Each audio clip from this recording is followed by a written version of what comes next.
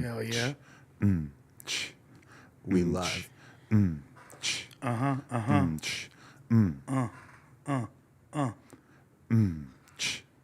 Let's go. I keep waiting for one of you guys to jump on it.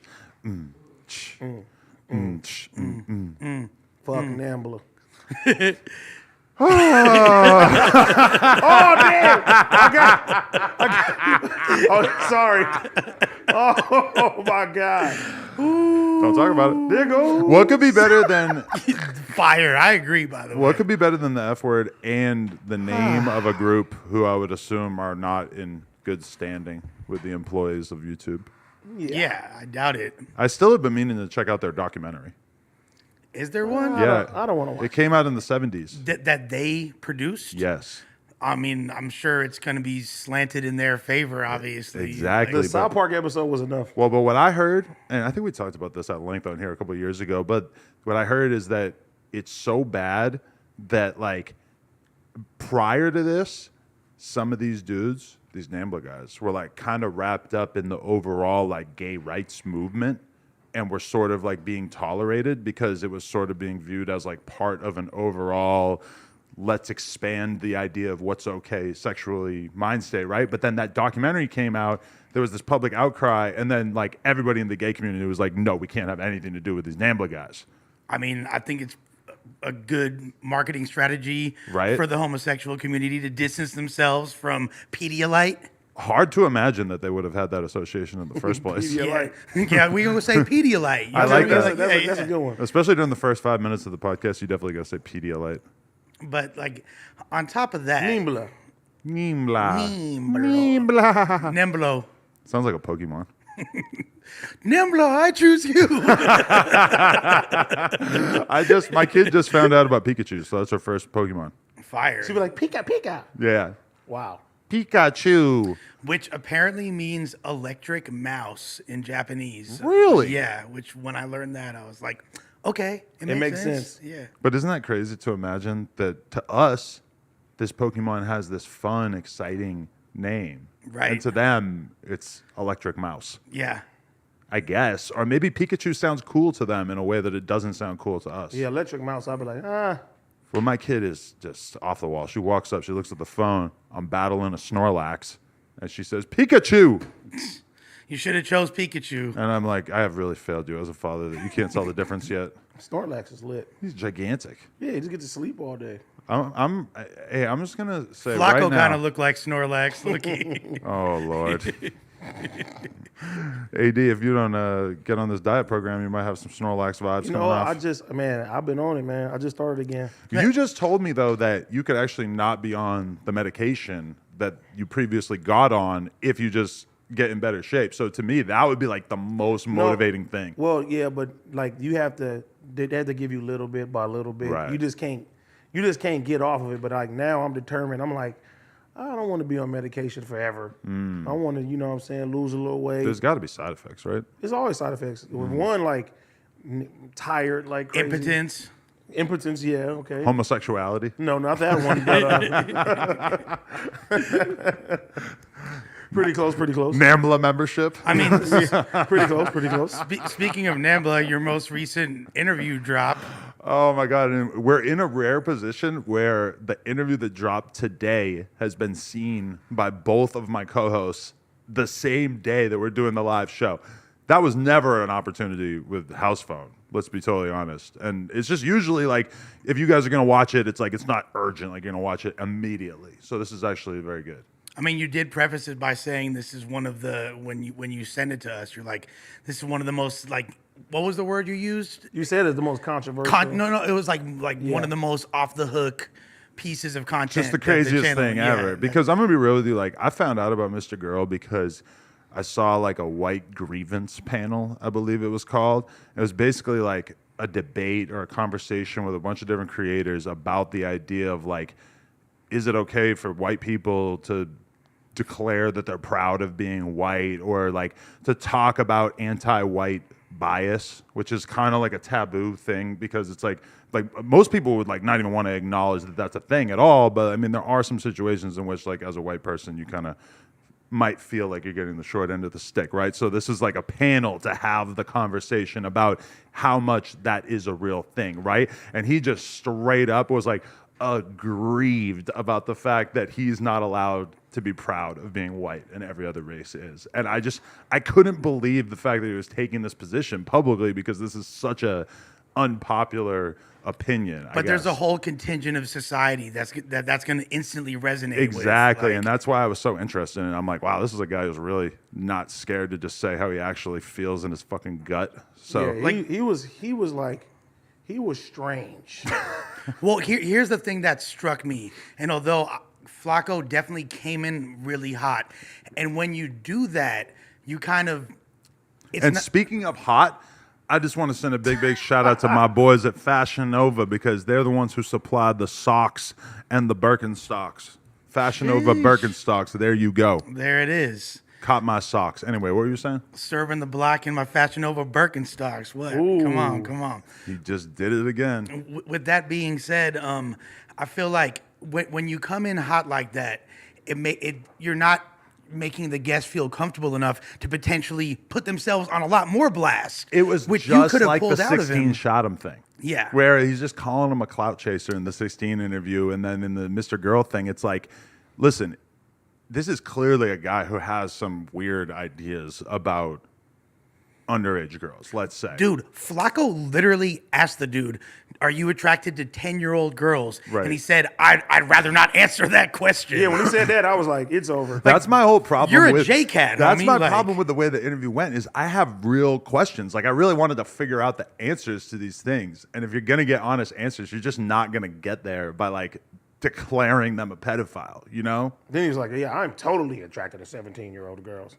Yeah. I'm totally. He definitely did not want to cede an inch of ground in that argument. He was just like, yes, I am. Like, fuck it. Like, You have to, when you're interviewing people like that, you have to not co-sign them, but make it seem like you're not repulsed by what they're saying. yeah. So they'll go deeper into it. That's right? like an interviewer technique. I forget what it's called, but it's like there's a certain art to it as an interviewer where the person you're interviewing could be saying the most crazy off the wall thing on earth, and you're just sort of like nodding. You're not saying mm-hmm, because if you said mm-hmm, that would kind of infer that you agree with them. Right. But you're saying,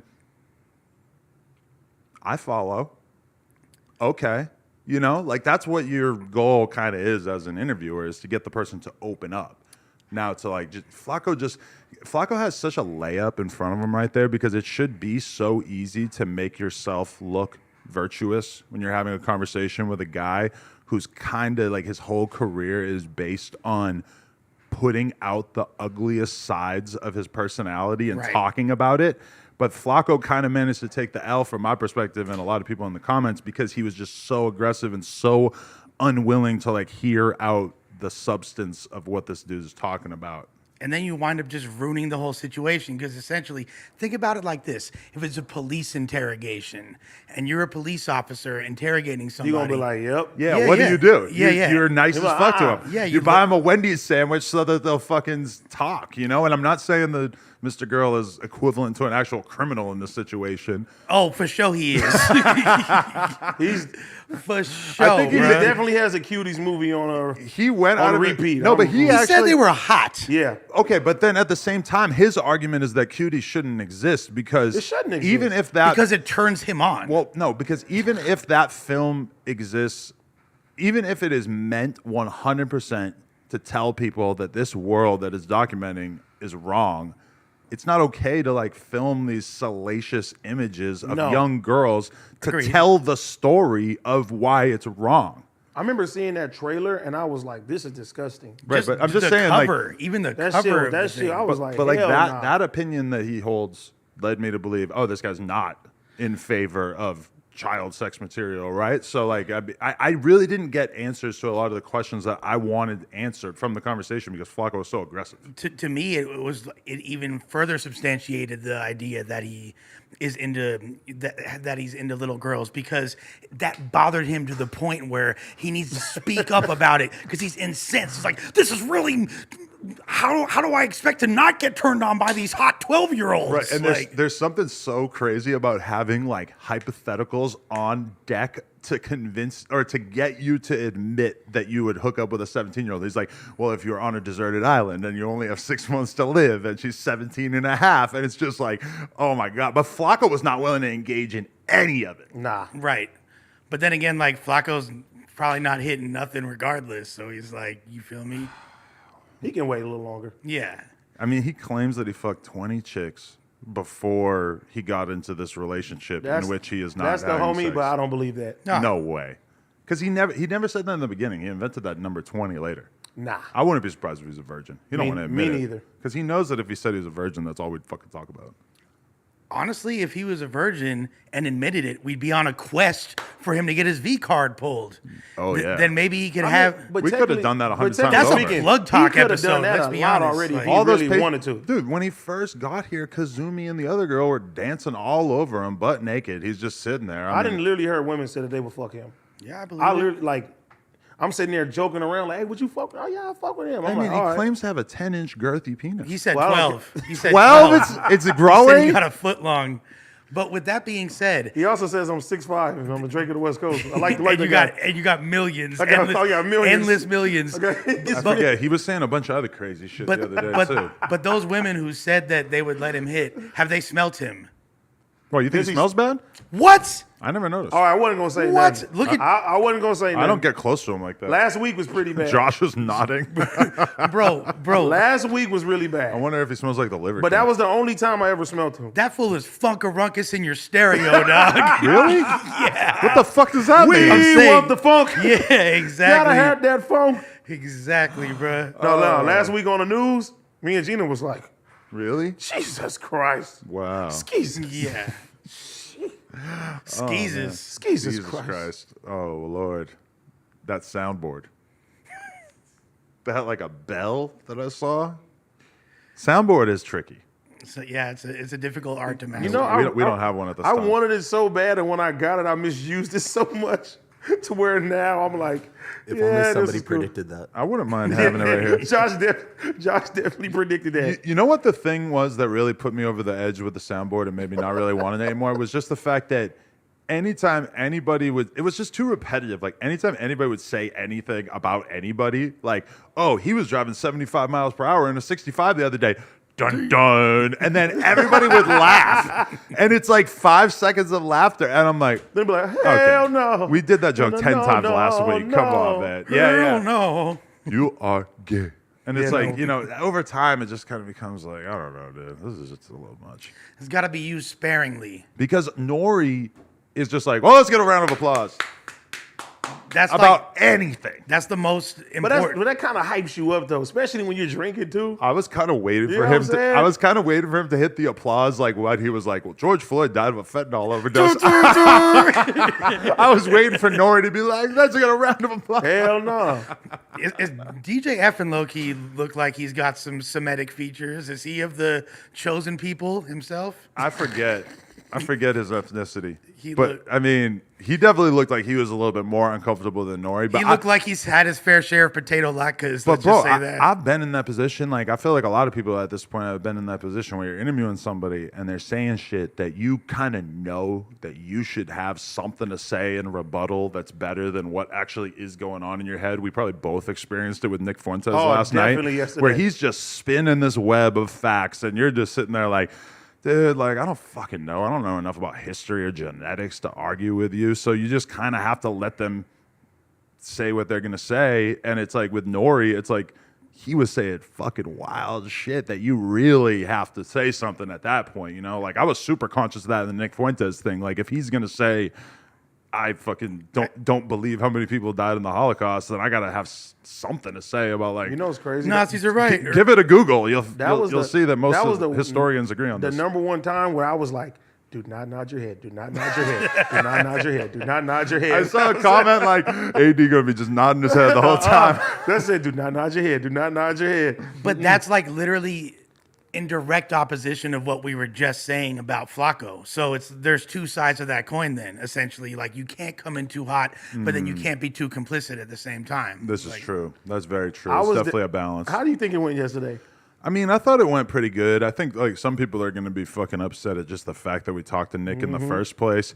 I think we are going to edit out the Holocaust minimalism just because. Yeah. Listen, you can hear. No Jumper Clips channel. I mean, do you get to just put that on the Patreon or what? Like there was that was the one thing that worried me of like, what is YouTube going to say about this? And my YouTube rep has actually asked to see it before we make it go live. Oh, wow. So like, just because I sent it to her and I was just like, listen, I just wanted to throw this your way to get your thoughts on it. I know he's banned off the platform. He said some stuff about the Holocaust that is going to be suspect. Although, to be real, he kept it very minimal in the sense that he was questioning, why are you not allowed to question the narrative about how many Jews died, etc. He didn't say, I do not believe that. You know, he kept it more of like a questioning tone, which is one of his tricks, allegedly. I feel like when Sneeko got in there, he made it like more amplified.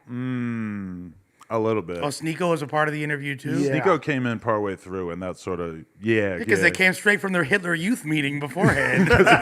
He felt a little bit more emboldened around Sneeko. That might be fair to say, yeah. But then the other stuff that he said, though, was just like pretty much the exact same shit that Kanye said about George Floyd, and he died from a fentanyl overdose, whatever. And it's like, you know, I push back, but at the same time, this is someone who's deeply invested in pushing his narrative of how George Floyd died. So it behooves him to study the fuck out of this and have all these facts on deck about this is what the autopsy said and yada, yada, yada. And then meanwhile, I'm a normal fucking person that has read about this, but realistically, it has been 2 years. And it's like, it's not like I have everything fucking memorized to argue with you about a video that I saw 2 years ago, you know? So it is a weird place to put yourself in, arguing with these out of the box people. Well, yeah, like- you don't I have feel an like- account on Parler. You know what I mean? I felt like me and you was just doop, doop, doop, doop. And then Flock was like, I like you, guy. Yeah. I was like, oh, man. well, Flacco loves him. Did you press his line though, AD? Like, were you like I went- over the racist comments or alleged racist I comments? brought up everything, and I went to the points where I was like, okay, I don't want to come off as like too aggressive or angry because I know that could be used against me. But it was like one part in there when Sneeko said something, I was like, I don't give a fuck about that, or like, I don't give a damn about that, or something like that. And I was like, let me dial it back because then it's going, you know what I'm saying? I ain't trying to play into that stereotype, but I you don't want to be the angry black man. exactly. But AD's first statement to Nick Fuentes was just, I saw something where you said that black people don't jog. Yeah, He's like, I don't really be jogging. I be a little big right now, but black people do jog. Way to perpetuate stereotypes, That was AD. funny as fuck. You know what though? What's crazy to me is as off-brand as you might think, or people might think that an interview like this would be on the No Jumper channel, I guarantee you, as we speak, there's people spamming the live comments as we yeah. speak. Oh, Where's yesterday Nick? was bad. Where's Nick? That's one thing Where's you Nick? realize when you look at Twitter and shit is that he has a huge fan base For sure. regardless. Yeah, vocal. And they are talking about Yeah. this I because was- they know this is a big deal for him because he doesn't really get to go on mainstream shows. It's kind of funny to think of I this was as a trying to mainstream get show. but- everything out of him, and he was not. He did He not. wasn't going? No, like I kept asking, like, what do you think about black people? He's like, oh, I love black people. I love But black then art. then he'll say Love something Kanye else. West. Because my great grandfather owned several of them. They're great. But he kept doing that, and it was like the whole time. Me and Adam was like, we were going, but then it went from African Americans, and then it just went total Jewish people, and then it went left. Like it was crazy. Yeah. I mean, Yeah. they'll see it. It might drop tomorrow or it might drop the day after that. We're not really sure, but it is coming. That's going to be high-powered content. I mean, yeah, I'm honestly the most I think I interested. should drop it today. I think his fans would be. I would drop it right now, but it's been processing all day. I don't know why the Nick Fuentes interview for some reason takes like 8 hours to process, where usually it doesn't. But YouTube, I don't know, it's kind of fishy. But apparently, like Sounds like another conspiracy. maybe like 20 employees need to watch it. I think his fans will like it because we gave him a fair shot and we weren't dickheads to him or anything Yeah, like we that. wasn't. And I think our fans will like it because I think that we were fair about it. I'm more interested in seeing what like the mega social justice warriors who won't even bother to watch it will say, because for some reason they're gonna be the ones pushing the line of like, look at them platforming a neo-Nazi, yada yada. Right. You know? But like, then it's like there's two sides of that coin. Because to an extent, we are platforming him, but on another extent, it's like we're giving people a controversial interview that's way edgier than any other platform of this nature is going to touch. Right. Which is a necessary thing. I would hope that interview would not be an infomercial for white nationalism or whatever. Like, but then it's weird because it's like that is kind of the risk that you're taking. Is like maybe he does such a good job of presenting his point of view that some percentage of the fans are just taken by it and they just fuck with it and they run with it and they're fucking in a Aryan Nation gang at some point or whatever. You know, it's like that's kind of like the compromise of like. But I don't know. I think it's fair to fucking hear somebody out. Sneeko was the bridge because Sneeko's the one who Sneeko was definitely the bridge. basically advocated for me to be willing to have a conversation with him, you know?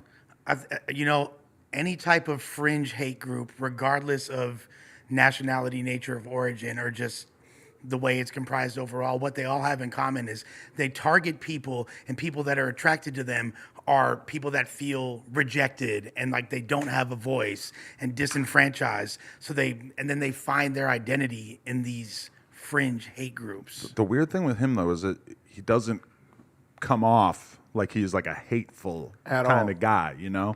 It's like, it's very much not like, I don't have anything against black people.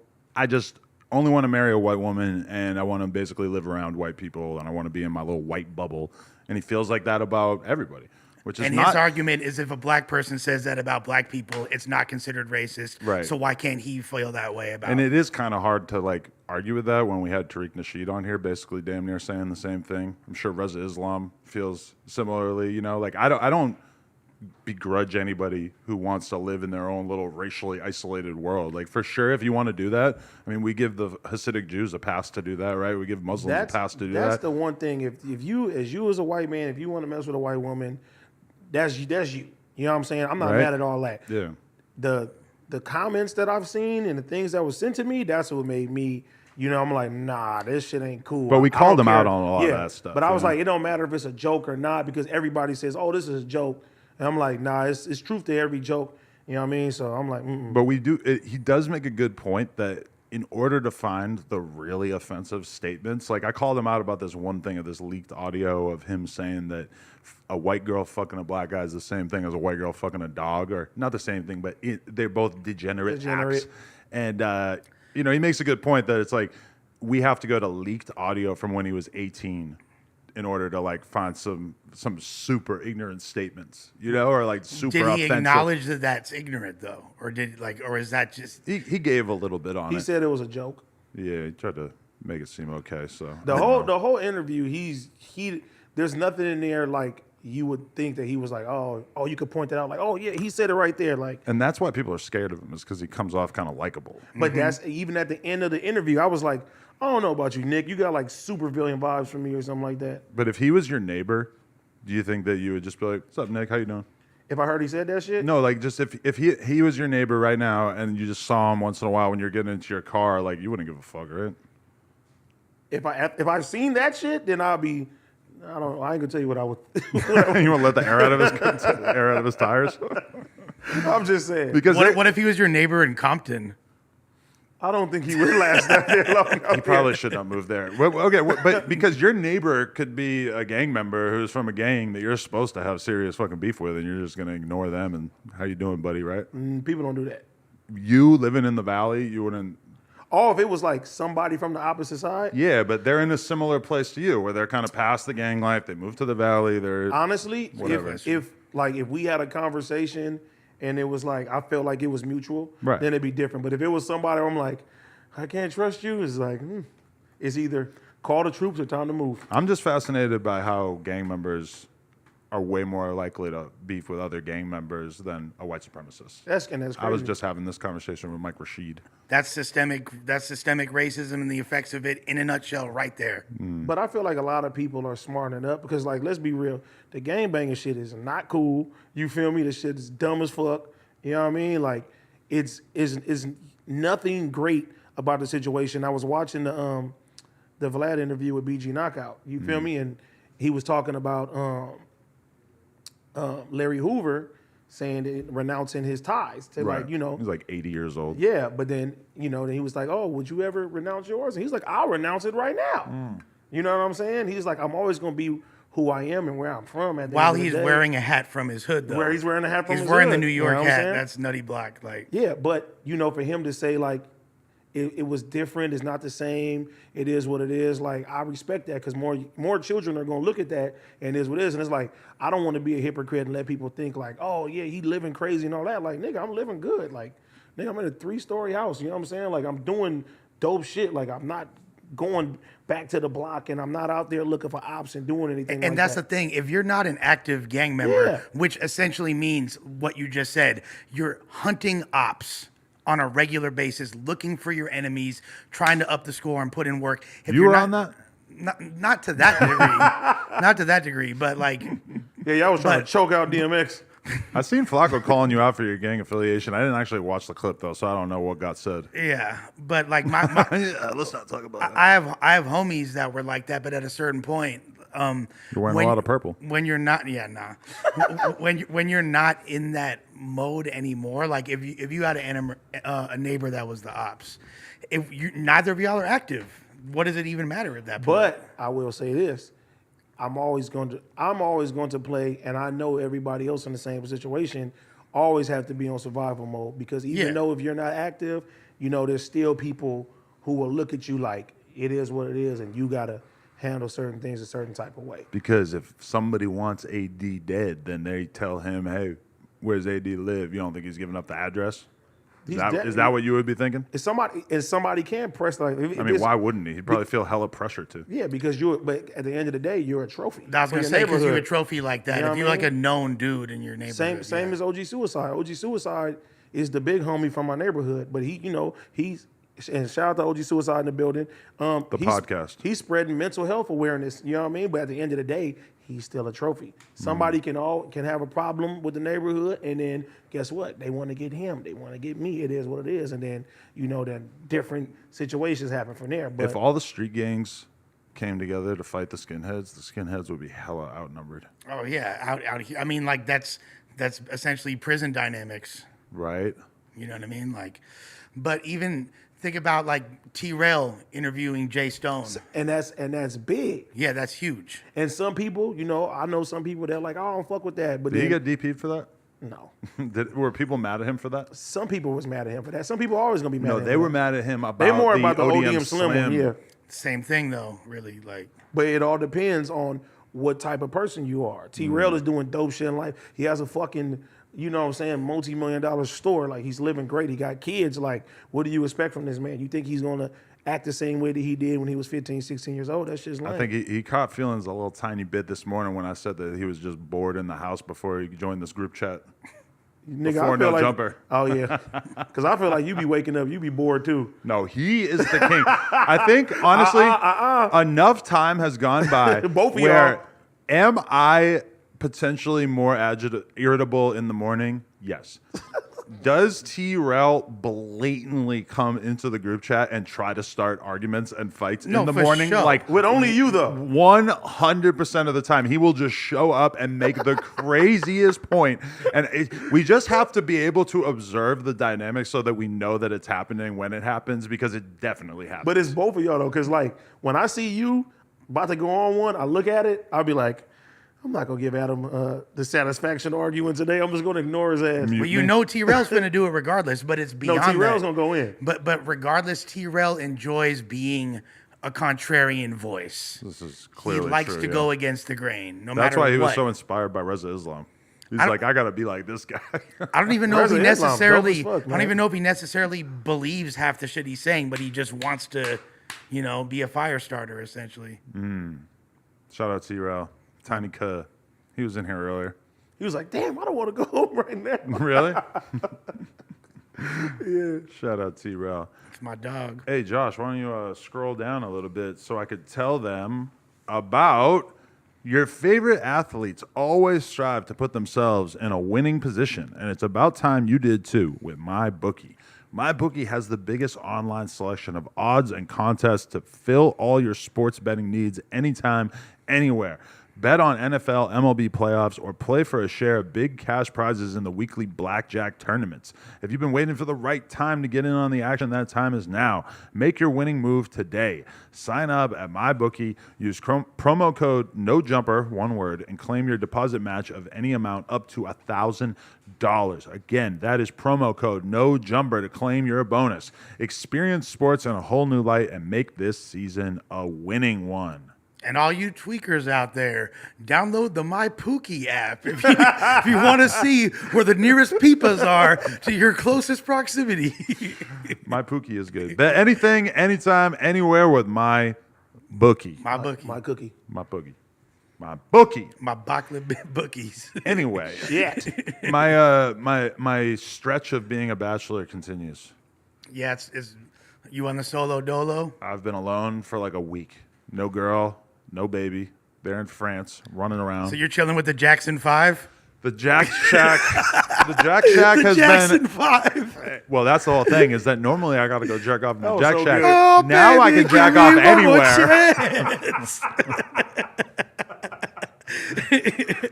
Thus, now the whole house is a Jack Shack. I feel you. There's like a few hours in blaming the on the middle of the boogie? day where the housekeeper's there, and I can't just jerk off on the couch. You should have her help. You're like, hey, We don't have that kind of relationship.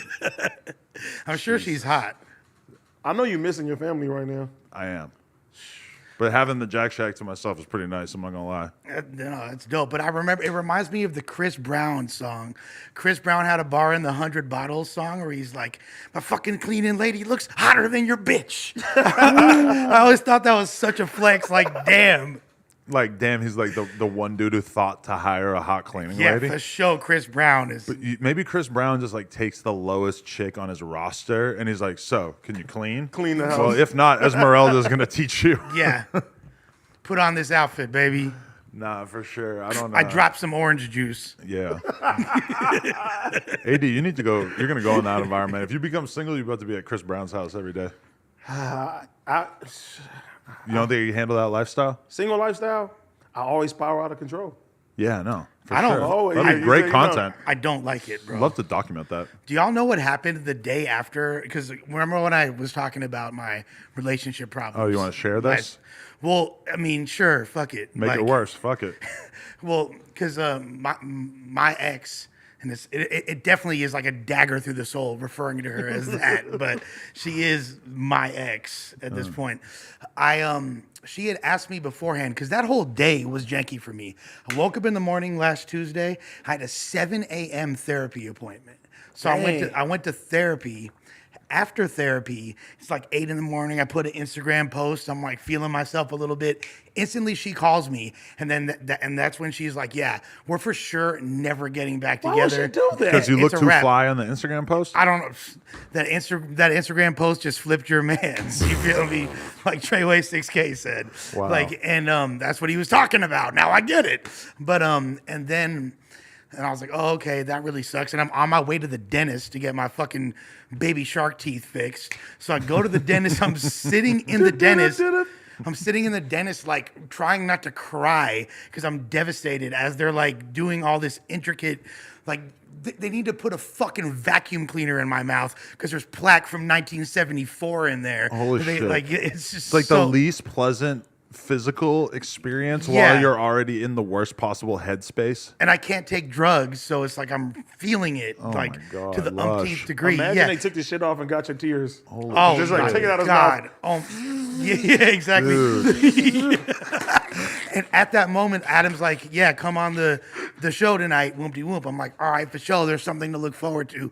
That's tight." Right. And so I tell old girl, I'm like, "Yeah, well, I'm doing no jumper tonight, bitch." Like, this is what you're missing shit. out on. I podcast, ho. Wow. And then she's all she's like, "Whatever you do, just don't mention what we got going on on the podcast. Whatever you do." There you go. Like, I'm like, Birkenstocks. so I'm like conflicted because I don't like, I'm resonating with people because I'm being genuine. That's why this audience is fucking with me. It's not because I'm so cool or so entertaining. It's because which I mean, debatably, I am. You as a podcaster is like Joe Budden's mixtape run, where he's like pouring out his depression onto those. Like this is Mood music. You're in your mood music era, Yes. but as a podder, that's pretty cool. The mood pod. Wow. Yeah. Thank you for sharing all this with Mood us. Music because 3 was great, though. If I was going through some heartache, I don't know that I would be so open. If me and Leno the Plug go through a traumatic breakup, you guys might be left on the outs and might just not hear shit This about is it. my outlet, though. Okay. So, I regardless, respect it. Then I had a haircut, so I had all these appointments lined up, and I have to like sit with these people.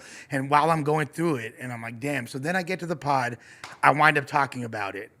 The next day, you know, a bunch of people that had seen it wind up going on her IG. And like, first of all, they discovered her in like the deep recesses of my IG. What, were you already at the point where you deleted most of the photos? I've archived a lot of stuff and Right. archived a lot of story highlights. And But like, stuff. when did we get this kind of fan base that wants to do this Ice Poseidon ass shit of like tearing apart somebody's fucking personal life and DMing them and just But wanting they to were be trying. involved? When did this happen? They've been trying to get me. The thing is, though, these people, they were trying to be helpful. They weren't trying to be like nefarious. But just stay the fuck out of it. Jesus Christ. They go on her page and, you know, she's a recording artist, whatever. And then there's like a bunch of DJs that like comment on her stuff. And they're like commenting back to the DJs like, leave her alone. That's Lush's girl. I like that, like, though. Yeah, it's kind of fire. When they do shit like that, that's but cool. she didn't like it though. She wasn't feeling it. And then they're like in her inbox saying crazy shit or whatever. And then I'm on my way back to the dentist because when your teeth are this fucked up, you back to back like a Drake diss track. They need you feel in there me? every fucking Yeah, day. yeah, any day They have available. a whole dental team on your shit. Yeah, you feel me? What happened, by the way? What, to my teeth? Yeah. Well, They always been like this? crystal meth. That's the thing? That's what I was thinking, but I ain't gonna do my boy like that. If you look, you could look at pictures of me You a was few years messing ago. around. Yeah, I was how being a long little were you methy actually- with the meth. How long were you actually doing meth for?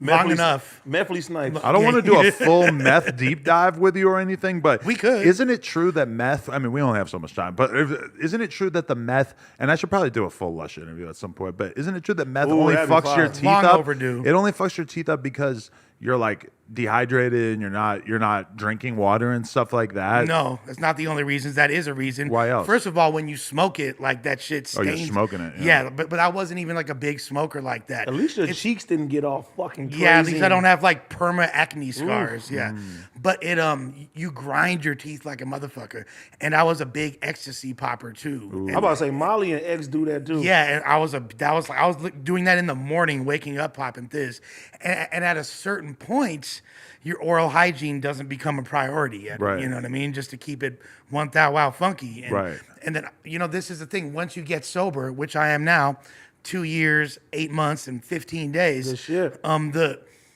The wreckage of your past is still haunting you. And this is like me dealing with what was happening. So anyways, back in the fucking dentist chair, and as I'm sitting down, the lady, the dental hygienist, is waiting to start because my ex is on the phone yelling at me because of what's going on. And I was like, oh shit. Because of the people. Yeah, because of the people. So it's And yeah. she basically was just like completely not understanding of the fact that you basically have a no jumper troll army no coming into your life here. And at a certain point, It's easy for me to imagine her not understanding. But like the thing is, like, she's already was familiar with my battle rap fan base, which was yeah. equally. Do they have like Probably a kinda like crazy? that, huh? It's bad too. Bunch of They're psychos. low key worse, to be honest. I believe it. That's a challenge. Yeah, it's a challenge. But what wound up happening is she did apologize to me for because she said some fucked up shit. She was basically like, well, now I'm gonna da da da da, and she was just going really hard. And once she saw the content of what I was saying, which was essentially me taking accountability for the entire fallout of our relationship being on my shoulders, and due to me creating this environment of lies, instability, and volatility for the duration of our relationship. You definitely been in even therapy. after I got clean. Yeah, I came up with that. I was thinking about it. It's Club Live in Miami. Lies, instability, volatility. That's how I remember it. Club Live, baby. That's what Club Live stands for? That's what it stands for when you're lush. In your mind? Yeah. What the fuck was that? I know that sound. Josh, stop updating the PC. He's playing Minecraft over there. Nah, you just Yeah, for gotta sure he is. you gotta tell her. Playing on the Oregon Trail. It gets. Does Lena get that? Like the DMs? I know she probably do. From dudes? From just people like the trolls. Like, Oh, well, once in a blue moon, I'll say something offensive enough on this podcast that she'll have a bunch of chicks in her DMs, like fucking telling her to break up with me and shit. And Do sometimes, you know that your man fucks bitches? sometimes, to be honest, it has been like thousands of people hitting her up, telling her to break up with me. So, like, you know, as much as I expect her to be tough in regards to like shit that she sees about me online or whatever, it's like you have to be kind of empathetic. they be hitting because- my girl up. You ain't black, bitch. Bro, and with my girl, the bad part is that it'll be like famous chicks, not like famous, but like actual people. where Damn, it's- Billie Eilish just hit her up. Yo, exactly. If your girl, not Billie Eilish, but imagine like your girl getting hit up by somebody who actually matters, saying you're a piece of shit. It's a little different than like some account with 10 followers. Like and Lotto. a fucking, You gotta drop him, girl. If Mulatto hits your girl and tells you to break up with her, don't you think your girl like? I mean, that's about the biggest cosign of a breakup possible. No, bad girl Riri. Then it's Yo, a for rap. real, right? It's a rizap, fool. That's kind of like what I'd break up with myself if she told me to. what I seen with DDG. Like, What? what's her name? I see the Vlad clip. I didn't watch it Yeah, yet. Amanda Seals was basically like, "Oh, you need to dump him, girl." Because what did he say? All lives matter or some shit? He said he didn't think that. He thought racism was like over. Like we got past that with MLK, Right. And he's seen how racist people was with his girl being casted in The Little Mermaid.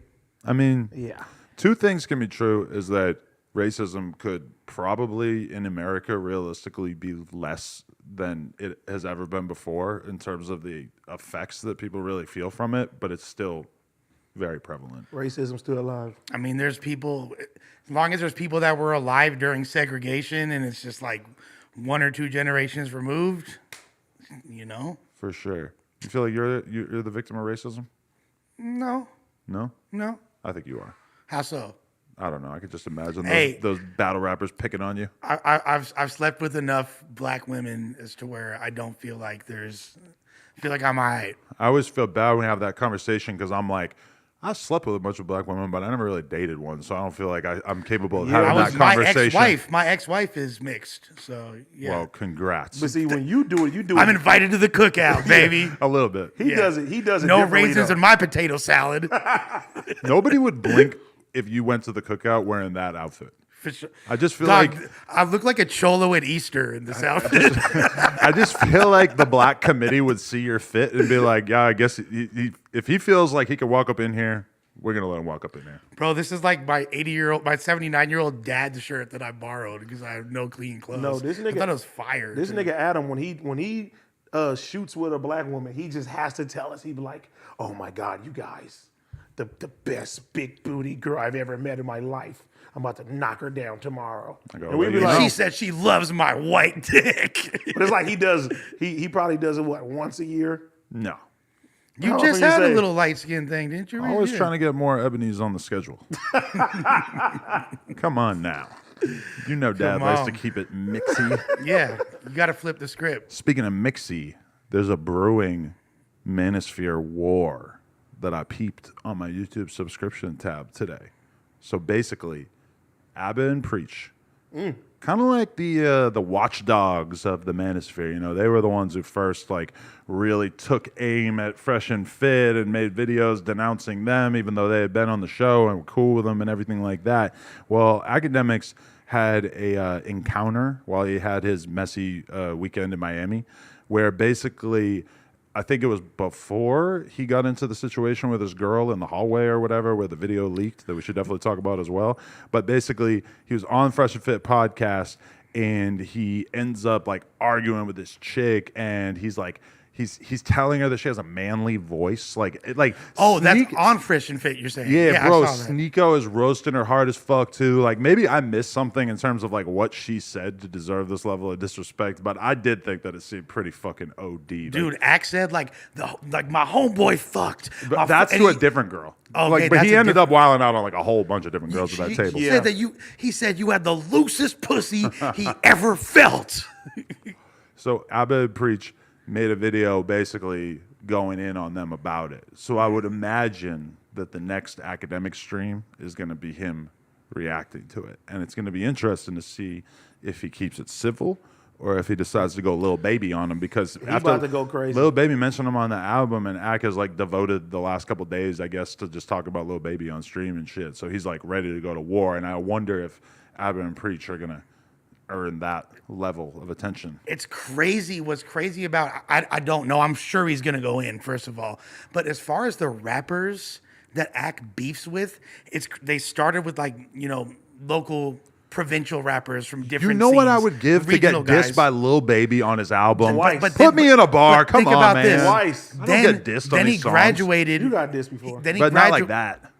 Then he graduated to national acts like Freddie Gibbs, but who are still like not quite mainstream, but No, they get the- nominated for Grammys. The and Shy then, Glizzy one where he said this, I know every DJ but this pussy academics. That was when I was like, oh, fuck, rappers are going to mention YouTubers in song. I never Yeah. thought of this before. yeah, but then now you're beefing with arguably one of the three biggest rappers in the yeah. game, most relevant rappers in the game. Like, it's kind of wild, bro. You got to appreciate it. Yeah, I would love to have had a Lil Baby bar. If Nicki Minaj or anyone wants to diss me, that would be The great. fact Lil Baby said his son put him on game. You ain't a About some shooter. shit You with got a academics. 22. Adam. What if she said that? That's what I'm saying. That's hard, though. Rich homie Quan put me in a bar the other day. Okay. I can't remember what he said, but something about I'm 22.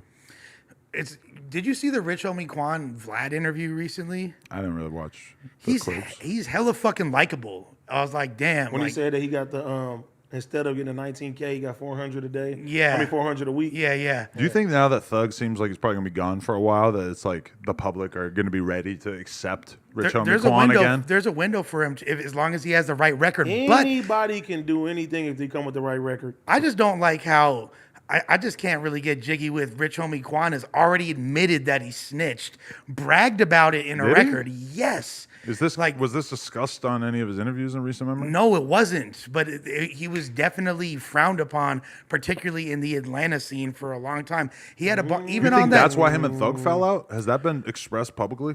That might be part of it. I don't like. I know that there's a lot of reasons. Why. I will say though that the Rich Homie Quan and Young Thug thing, when they fell out, it was kind of reminiscent of like the T.I. and Lil Flip situation, where it's like T.I. was the more popular rapper, and somehow him beefing with Lil Flip just like to so many fans, it felt like they just immediately bought into the narrative of Lil Flip not being cool anymore. And I kind of feel like with Young Thug, his star was shining so bright that somehow him embracing Rich Homie was that important. And then as soon as he distanced himself, it like affected the fans. Usually the mentally. aggressor, usually the person that's the most aggressive, they rock with. Because even with the 50 and Ja Rule situation, like, and they had them Fed cases. Now we know it, but at the time it was like, damn, 50 coming at them. Like, crazy. Ja literally couldn't respond. I Yeah. smell pussy. You know what I'm saying? Like, he coming after them crazy, and then usually people they moved more to that side because Young Thug was really on. You know what I'm saying? He was popping it. So yeah, usually the aggressor people go to in hip hop. People forget though when before Rich Gang started, Rich Homie Quan was a way more successful artist He was booming. than Young Thug. He was, even though we all knew, like the hipster community at large, or just the people that are obsessed with cutting edge rap music, we knew that Young Thug was up next, and we had loved him for a couple years. To be fair, I'm not sure of what external factors affected it, but you never heard a Rich Homie Quan record after that. After the Rich Gang there was era, that one that where he admits to snitching in that song. I gotta look at Wait, this. what did he I gotta do say? my He research. He said like something about a caught a case, and I was singing like whoa, whoa, whoa. 1090 Lush over here. He had like some bars saying that. It's Let's like, get talks some. about it in the I need a interview? 1090 Lush Photoshop in the Reddit. you rocking with me, so I'm rocking with y'all. I fucks with 1090 Jake. My man, I'm interviewing him again tomorrow. Fire. Long distance. Doing that for the first time ever. Where he's, you know what's crazy? He never touched on the Dorchester drill scene. And like, did you hear about those dudes from out there? The G Fredo and Cal. Is that the situation? Because okay, during the live show, Somebody asked about with some shit like 1090 that, Jake. yeah. Oh, did they? One of Yeah. one of the kids in the audience asked a question about this certain Boston gang beef, and 1090 Jake revealed, and I'm gonna try to get him to talk about it honestly tomorrow. Basically, that he's like close friends with some of the people involved and shit. Okay. So it was very close to home with him, and that's why he didn't report on it. That makes a lot of sense. It's this dude G Fredo and Cal 7981, and I think they wound up getting smacked with RICO or RICO-ish charges, Right. gang injunction charges that are their face or I think got convicted of football numbers, but they were making some crazy Dorchester drill music. And Really? I didn't even know about it was it. super hard. The dude G Fredo is a really good rapper. I got to do my Googles tonight. Yeah. There's a whole video about it. Like one of the crime channels has like a damn near hour-long documentary about it. I Really? think it was Okay. 2 years ago when all this was going on. But it's crazy how it got swept under the rug. And I was like, at the time, I was feeling them more than most of like the Brooklyn and Bronx drill shit that I was hearing. Yeah. Somebody send me that link or link it. Put they're it young in the too? comments. They're kids, yeah. And they're all like there's a large in Dorchester, apparently Cape Verdean community, which is an island off the coast of Africa, I believe, off West Africa. These sound like some of the people that Josh and AD might have ran into when they were trying to get breakfast. Probably that day. so. Probably so. Probably so. And they was in like Roxbury, which is another hood in Hey Boston man, that don't you play. couldn't read the sign, so I just want to throw this topic I out love there going to too. good places As like long as we're talking about academics' messy weekend in Miami, I want to mention the video that came out of him with the girls, and more specifically, I want to mention the fact that Fresh filmed that video and released it to the world. And I was shocked when I realized that that's how it got out there, because to me, if we are going out and we're doing something publicly, which granted we have almost never done, but if we were to all be out in public, Movie and night. if you get into the same situation and you're shoving a girl and it's like a messy ass situation that no matter what, you know how this is going to get viewed, and it's basically going to be a lot of people are going to try to characterize it as a domestic violence thing. I'm not putting that shit out there. I don't want to make you look bad, dude. No, that's first of all super couldn't believe janky, that. and especially like allegedly or what Act claims. And what I heard about it is he was trying to break up a fight between the two women. One of them was his girl, I think. Right, and he said that girls were taking pictures with him, and then his girl's drunk or some shit, And got Yeah. mad. and she starts tripping, which I could totally understand that. And Every girl that ever took a picture with me in my whole life is on my girl's dick, so that's never happened to me. But I See, could imagine it. I can see him filming it to like protect him just in case somebody tried to sue, and then later on you got this footage, but like not to put that shit out there, like that's fucked up. Paint your homie in the And wrong especially when you know that he's the only dude in the party right now, that video is going to be on fucking TMZ and it's going to be front page news. And it's obviously like a power dynamic in that way where it's like, if he's the dude who's realistically, I don't know if academics is like paying for everything when they go out or anything, but you know, it's like if he's the dude who has the most to lose, don't treat him like he's just any old dude in the crew, you They know? have a weird relationship. Yeah, Very, because very. okay, It's very I heard weird. them arguing about it on the fucking No code. on Twitch, and basically at a certain point, Ack exposed the fact that Fresh was fucking with this girl Miranda, who I like. Basically, I guess he was like ashamed or embarrassed of the fact that he was hanging out with her because what she used to be an escort or something. Like I think she was an escort. I think she was on one of the apps that they frown upon and talk bad about. Right. And then academics called him a hypocrite Right. for messing with a girl that was on one of those apps, basically. Right. And so basically what you realize from hearing them talk about it is that Fresh was always salty about the fact that academics put that shit on blast Publicly. and talk shit about it or whatever, and that then Fresh felt like he was getting his get back by putting the video out there. And now that's something else that I really have a problem with, because my thing is, if I do something and it pisses you off or it pisses you off, just fucking FaceTime me or text me or say something about it when you see me. Let's not make this a tit for tat where we're waiting to get revenge No, on that's- each other But- down the but road or but some not shit, only bro. that, he talked about the girl that academics is with as well too, and said like, you need to leave her. My homie said he used to pimp her. Like it was like that too. Fresh said that on live or some shit? Yes. Look, respectfully, this is all a dudes. This is just what it sounds like to me. Dudes that have never really had that much pussy before they blew up, and they don't know how to deal with situations, And it's going and they crazy. get in their feelings about things that more experienced people wouldn't. And look, I'm a fan of academics. I really have enjoyed his content for years now. But it was really strange seeing that altercation because it's pretty much one of the first times you've ever seen academics in the wild. You're used to seeing him in this little box. Well, while but he's you see him streaming. on Fresh and Fit That's all the what time. I'm saying. He- You see, he's had a but bunch that's of clips of him wilding out on chicks. He on goes- his But show. that's That one on girl- podcasts, yeah, though. yeah. I'm saying like literally. Oh, that clip. You're right. Yeah, Yeah. that clip stood out. I was like, whoa, this is a totally different thing for him. This is Yeah. him in society, Right. and like he used to be this kind of like dusty dude wearing a hoodie. Now he's like draped in designer. He's like holding his Holding bitch's her purse. bag. I thought it was his when I first saw. I didn't realize that he was breaking up the fight. I was like, damn. Now all of a sudden, Ak has swag and he's got a fucking Gucci bag Because on him. the biggest piece of Chanel hack. lore about academics is like academics can't get touched. Like he doesn't go out in public. He doesn't, Right. because like Right. he's never put himself in a situation where somebody could get at him. So it's pretty funny that finally he got a situation and it's like a flock of bitches fighting around him. And he's holding this girl. I didn't know it was him at first when I first saw it. I was Right. like, is this Killer Mike or some shit? Like, I'm the prize. I'm surprised. That's like, why you have to get a quotable in that shit? that shit was wild. That's what you need the soundboard for, right there. Yeah. I'm the prize. But How you get a catchphrase out of that? here's how Damn. Fresh is lame though for putting that out specifically because it's not contextualized that he's trying to break up a fight. So it literally looks like It he's look like- in a bitch's face, a woman's face, But yelling at her. A lot of people in the No Jumper crew are no better because they basically just like put all of their personal drama on blast on stream or whatever just to make Personal. content out of like Yes. shit that they could so easily just have the conversation privately. And that's why when they say the medium is the message, it means that the platform and the incentives around the platform will basically drive the behavior of the people using the platform. And you're basically seeing how social media is just like turning a bunch of people within our universe into like worse versions of themselves because they're just allowing the fucking need for content to basically super change their behavior. And I'm just gonna call it out for what it is. I've been doing this for a long fucking time, and it's just like seeing a bunch of your kids just going mad, like not knowing how to fucking handle themselves. It's pretty funny.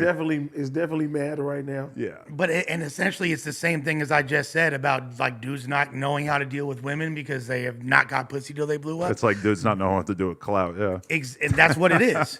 like the reason why you'll never see me and like, let's say me and Disaster aren't getting along, which isn't true. But let's say me and Disaster are not getting along. You'll never hear about it from either one of us. You'll know the world at large would never know because we know how to hold water.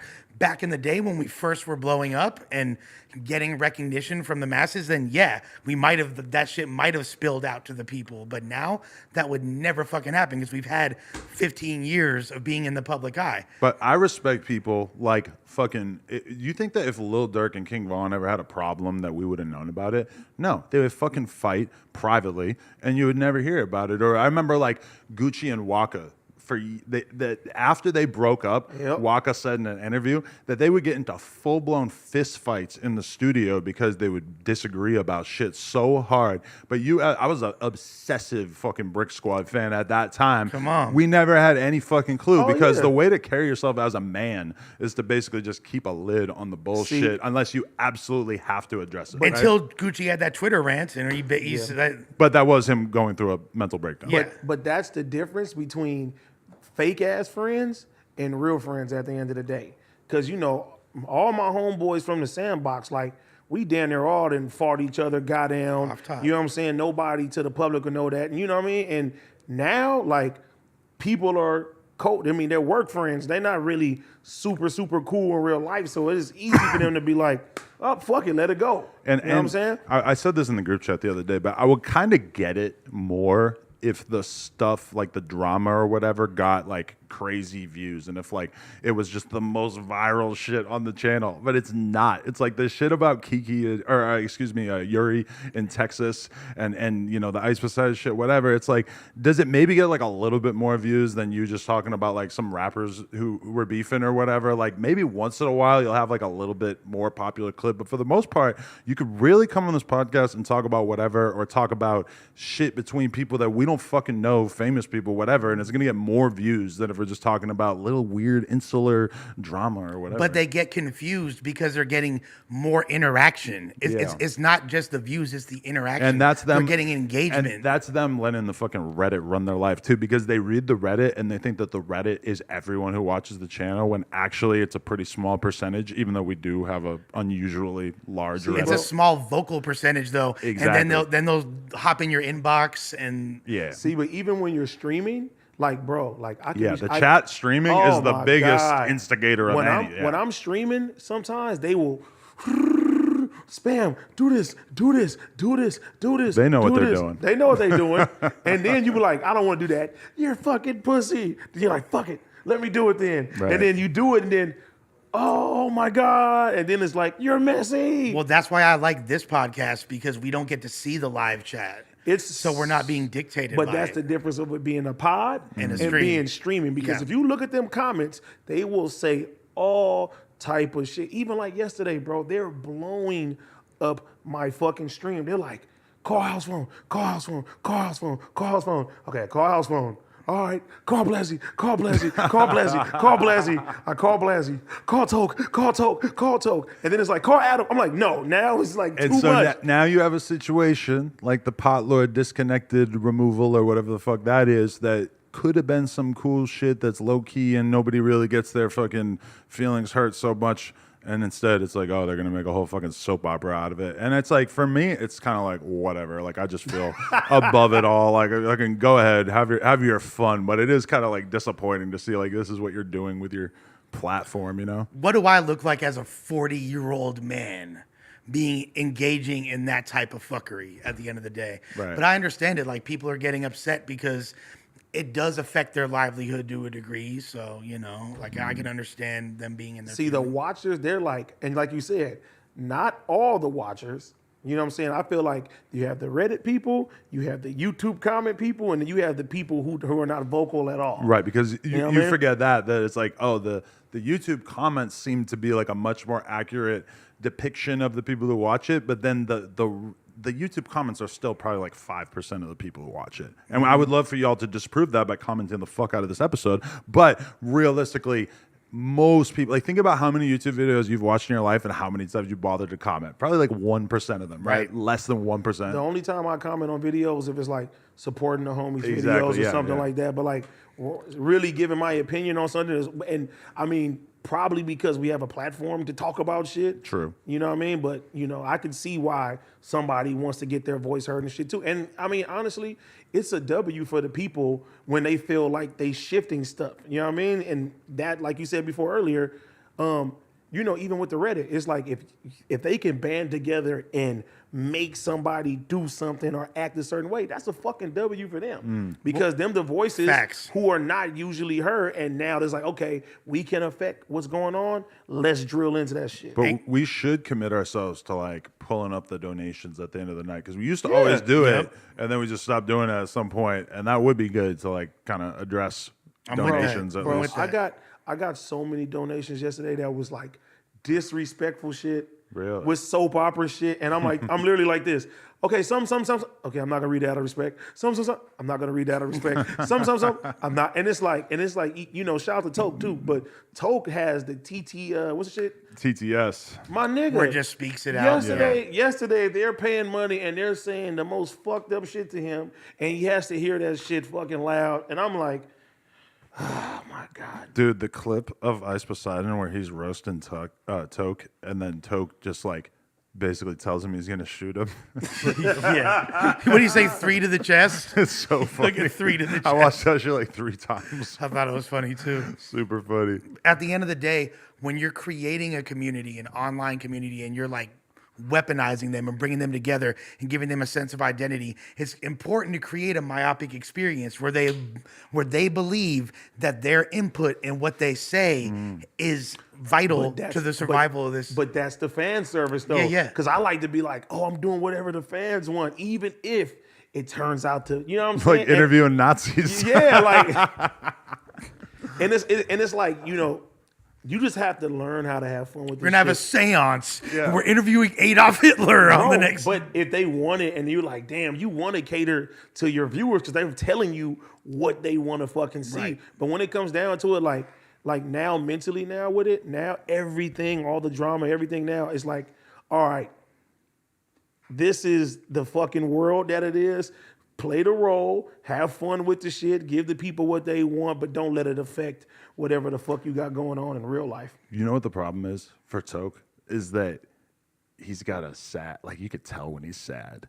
Like when the chat's getting to him, you could see it in his face. And that just drives them. But like that makes him like a target of hella Toke- memes. Toke- They gonna do that. Toke is a good guy. You know what I'm saying? Right. And it sucks that like it's like they drill at the situations and shit like that. And you know, and I hit him up today and I was just like, hey bro, like if you feel like I contributed anything like that, I apologize because you know I ain't never trying to like, you know, make you look bad or anything. It's all fun because like the way me and T-Rail is now, we sit there and tell each other like, nigga, we gonna do this shit, bro. We gonna have fun with the content. Let's run this shit up. And it's like, you know. You got that theme music thing. We got the theme music, you know what I'm saying? I think we're all getting better at just being on camera and acting like our actual selves, which I think is like the main challenge with podcasting is that like we all know that if we were stuck on a bus together for like 3 hours, that we would probably all be having a fucking hilarious ass conversation. And really on a podcast, you're just trying to do like a slightly more structured version of that, you know? Yeah, but Right. we all should genuinely like each other if we're gonna do these pods. You know what I'm saying? And it's good to talk and be in a group chat and you know get into it. Nigga, me and Adam, you know how many times me and Adam got into it? But the times that we really got into it, we didn't even bring it to the podcast. No, but that's because we are real fucking homies. And that's the thing is that if that did happen now, say we got into it in the group chat like we have in the past, where it's this big fucking blowout fight, and then we patch it up within like an hour and we have a fucking phone conversation and all right, we're cool. One of these fucking rugrats in the group chat is gonna fucking make a Twitch stream about it or some shit, and that's not cool. Like putting other people's drama on blast, like when it's your drama and you decide like, okay, I'm gonna use this for Right. content. Right. But a lot of people in our space probably are a little blurry on the lines of like what they're allowed to put out there. But that then- is but said. then- And see- there's a definite difference between me airing out my personal business Exactly. and my And struggles. somebody But if that shit involved somebody else in the office, that's when it becomes a problem. And That's when it becomes if messy. me and you got into it and, Yeah. and it was behind closed doors and somebody made a video about it right now and they asked me, I could literally be like, it didn't happen. You know what I'm saying? Like when I called you a punk and you hit me with the Hulkamania leg drop. Yeah, that one you know what I'm time, yeah. saying? No one knew about that. No one knew about Like- it. But that's one thing that we all have to understand when we're creating content. It's like you don't have to necessarily speak on things. And even like yesterday, Toke at first said he didn't want to speak about nothing. Right. You know what I'm saying? And then it's like the chat, fuck this. You know what I'm saying? It's like, okay, now they get you. And then when your people, then they inflame it and sense the flames even more. Then it's Because even now, like when motherfuckers hit me up, They're like drill rappers. bro, but it's They know they have to talk about beef in order to get views. smoking on that Yuri pack.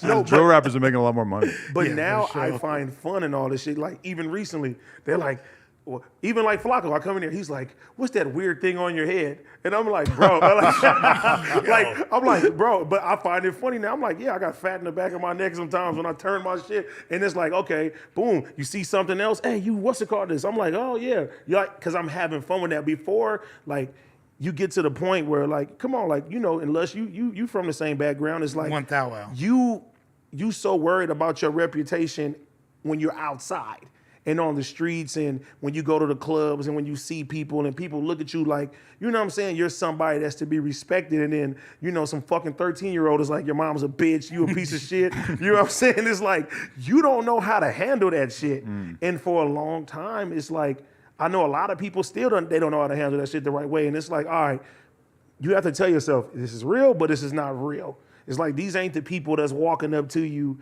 and saying... Your auntie sucked dick like a neck bone and your uncle gay as hell. Yeah, like, imagine the type of shit people write. Yeah. Like, they'll walk up to you like, yeah, you whatever the fuck it is. Yeah. The most crazy shit. Like, and every time, like, when I see Yuri go out even on YouTube, bro. I look at YouTube yesterday and I'm scrolling the bromance of Yuri and AD. It's broken. I'm like, and this is people that's not even in the office. So it's like, okay, you got inside office drama, and now this shit is spinning off to other pages. Like, even when we're streaming now, before I'm done with my stream, there's 5 fucking clips of my fucking stream on YouTube already titled the craziest shit. And now it's just like, all right, man, that's just what it is. I mean, Office beef is now a new genre of no jumper content. Like, well, David Russell at one David point. Russell, he said his name. he's a guy. Hey, I wasn't gonna say it, bro. David Russell, I'm gonna say this: watch your ass on posting clips of this channel because I don't want to have to hit you with the 3 copyright strikes at once. You can post everybody else streamers and everything like that. I'm just saying, don't play with us because we got that one fucking channel zapped. I feel like it's a good promo, low key. No, I don't mind. Listen, I'm not gonna strike. Just don't try to compete with the Clips channel. Yeah. Is all I'm saying. Don't try to beat us to the fucking punch of cutting up our content because we will zap your ass. I'm not going. I know where you go to high school, dog. And I am a very big fan of your work. Yes, so I yes. say this as a big fucking fan. He's great. I'm not gonna strike your shit, but I am gonna monetize it. You feel me? Do your thing. True. But he seemed like the wind had been taken out of his sails at a certain point. That he's acting like, oh, I'm being threatened with a lawsuit or whatever. I got to stop posting. He's back at it now. It's like he apparently doesn't give a and I shit. told Or, Kiki- David Russell Peters, baby. You feel me? I told Kiki that too. I was like, bro, nigga, have fun with this. right. Like, it doesn't matter. People are gonna have their opinions about you regardless, whatever it is. And it's like, Yeah. if you let that defeat you, then everybody won. Realistically, even if it's people clowning on you, that's the best fucking PR nigga, agent that he could period. have in Let's his life. keep it Like, real. look at how much time this Period. motherfucker's putting into that shit for damn near no return. The Although amount- I wouldn't be surprised if he's making some money off YouTube. The amount of hate that the pop-up got actually made it something that people wanted to look forward to. You cannot pay for that type of. The only thing promotion. worse than being we need to hated- do a cipher over the pop-up beat. That would be dog. fire. We The need The only to, thing dog. worse than fucking being hated is being obscure. So it's like, Yeah. hey, maybe they're laughing at you right now, but maybe you could do something with that. And it beats not being known at all. I would much rather, as a content creator, evoke any type of strong response, whether it is positive or negative, than just be ignored any fucking day of the week. Man, fuck him because I've been thinking about peeing this whole fucking time. And then here he is running off, going to take a tinkle. I got literally the bladder of a Middle Eastern camel, bro. So now that can you really? Yeah, you know what? And I think a lot of it is from battle rap events because when I was running the King of the Dot, There's always a good piss corner at the battle rap event, but right? the thing is, when I was running the King of the Dot season, I would go from hosting the battles to directly afterwards doing on-screen commentary, then doing interviews, and then right into the next battle. There was no window for me to piss for like 3-4 hours straight. So eventually, like I would just like it's like tantric sex for your bladder. Like Sometimes you know what I mean? I'll watch a Joe Rogan episode and I'll just be like amazed by how he just doesn't piss for 3-4 hours. And you're a grown ass man, which I feel like as you get older, it gets harder to hold a lot of piss. I'm not sure exactly how that works, but I'm pretty sure that like your bladder is just kind of strained over the years. But yeah, for sure. Like I peed realistically maybe like 20 minutes or a half hour before I started this podcast. So right now I haven't peed in an hour and 40 minutes. I could so piss right now. And the fact that I have to go. Hey, don't at go least another chasing 50 waterfalls. But this is the thing. Please stick to the rivers and the streams that you're used to. That's a good point. Have you ever read The Yellow River by IP Daily? Yeah, yeah. My mom used to talk about that a lot when I was a kid. But yo, IP freely. we should normalize pissing on this podcast because I feel like a lot of times the reason why we just do a hard out at 2 hours is because the fact that we all have to piss. And if we were all to just go and pee, we could maybe do like a 3-hour show, whatever. And like, I feel like the people would appreciate it. I have like such an overpowering FOMO at times when it comes to things like this that I would rather literally have my bladder explode. My Then have anybody be able to talk about you without you being able to respond. No, me miss something cool. What's some shit that you want to talk about AD before he gets back? That's too late. God damn it. Hey, I'm sorry. I'm trying to drink more water, man. Like a fucking grizzly bear roaming up in here. I was gonna mention all the memes about the thing on the back of his neck. Oh yeah, let's go. There's some funny ones. That was fun. I like your neck. Thank you. You're giving neck. Pause. It's giving neck. It's giving big neck energy. Yo, Bro, you should remix that. so I have this predicament, and I think I talked about this on the new episode of Sledge Lords, available on the Adam 22 channel. Everybody go check it out. But I've been really on my grind with TikTok because let me explain to you. TikTok is a fundamentally extremely different app than Instagram in this specific way, is that I went on live on TikTok. I've been on live a couple times over the past couple of weeks. And on Instagram, if I go live, realistically, it's probably like 99% people who follow me watching at any given time. And on TikTok, I'm looking at the analytics, and it's 9% people who follow me, right? Because the people who are getting to it, for the most part, are people who are scrolling through the For You tab, and it's just randomly showing them me. And I'm kind of lucky in the sense that I'm a recognizable face from YouTube. So some percentage of people are going to see me talking and just kind of tune in because they recognize me, already know who I am, whatever. And that element of like gambling when you're on it. And one thing that I noticed is that you'll have like this cascade of viewers where like I'll get on and get up to like 1,000 viewers, right? And then it'll dip down to like 300.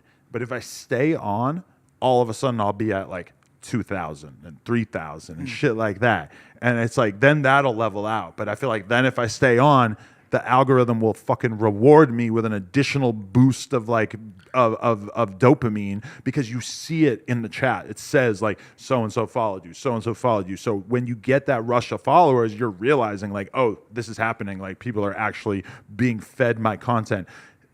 Do you think that incentivizes you to stay on longer? Yes, 100%. These Chinese motherfuckers are fucking geniuses because I can already feel how it's warping my brain. Because one thing I've noticed about TikTok is that my workout shit does really, really good. Like people just like that shit. I don't know what it is, but especially when I don't have a shirt on, if I'm working out, those TikToks do way better. Now, I'm a person who always kind of talks shit about people who make like fitness content because to me I think it's kind of gay to like just document. You're like one step away from being that guy. Oh no, I'm like fully like total full blown hypocrite.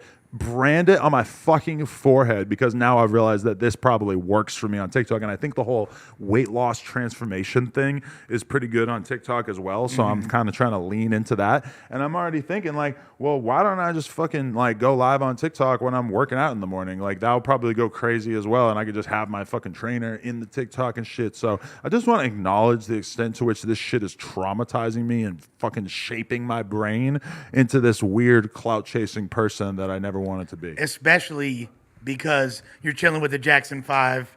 Baby girl's gone. It's just you. Exactly. It's just you and the I am literally taking the energy that I would normally dedicate to having a family and having a fiance, and I'm investing all that energy into beating off. Give me one more chance. And TikTok. Oh baby. And never the two things I'll at once. be there. You ever beat off to TikTok? I haven't, but I'm not above it. It's crazy I though. can beat off to my mind. I look at hot chicks on TikTok and Instagram every goddamn day. I get sucked into the rabbit hole of clicking on some chick with fucking E-cup tits, and I've never beat off to that content. It's too quick. It's just not. It's too quick. I need to be watching people have sex. But damn it, I don't think they made the app for that. let's be honest. The Chinese are so genius. First honey walnut prawns and now TikTok. Well, but what are you guys going to think of next? you know what they do though, and I like that. I like the casual racism. Is that racist? The thing that I'm they like, do. I'm giving That's flowers. brains, that's brains. Look, I'm giving lotus flowers. All I right? heard that if you go That on, was racist. If you go on TikTok in China, that it feeds you a lot of like very pro society, like good natured, heartwarming content. Yeah. And that then on the other hand, you as an American, when you go on TikTok, it feeds you what BBLs and like people getting hit with pies in the face. Pro-American content. Yeah, exactly. That's what we do. Shit that is That's extremely imperialism at indicative its finest. of our culture. America's Funniest Home Videos. Yeah, exactly. So I do Yes. think that that's definitely a thing that they're doing to brainwash into being totally brainless idiots. I ain't gonna lie. Facts. I R.I.P. see- Bob Saget. What does that have to do with? He said America's America, this is you. Be honest though, when you were a kid, did you think it was kind of funny that Bob Saget rhymed with faggot? I mean, That seemed pretty funny as a kid, right? it's a facts. I didn't even think about that till now. What?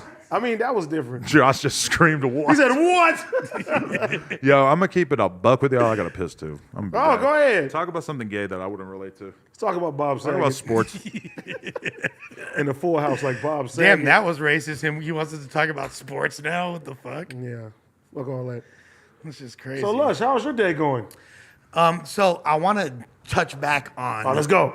I want to touch back on the single thing because it's like I'm now coming to terms with the fact that I'm single, and I know that the more that I embrace that, the more not only will my ex be like sense the energy shifting from me being like under her spell, and then as soon as that's gone because she's no longer getting that same level of adulation. And see, this is what I think. That's player shit, bro. That's what I get for hanging out with Sharp. You need to get first, you need to get some of these fake ass teeth. You know what I'm saying? Let her know you smiling over there at new bitches. You know what I'm saying? But I think, they're on me right now. That's what I'm saying. After that episode where I said, bruh, like shouts to all of y'all, and I need twice as many. But I honestly think if she's calling you to say, "Oh, it's definitely over," she ain't over you. exactly. But now She's over you is when you ain't get no call.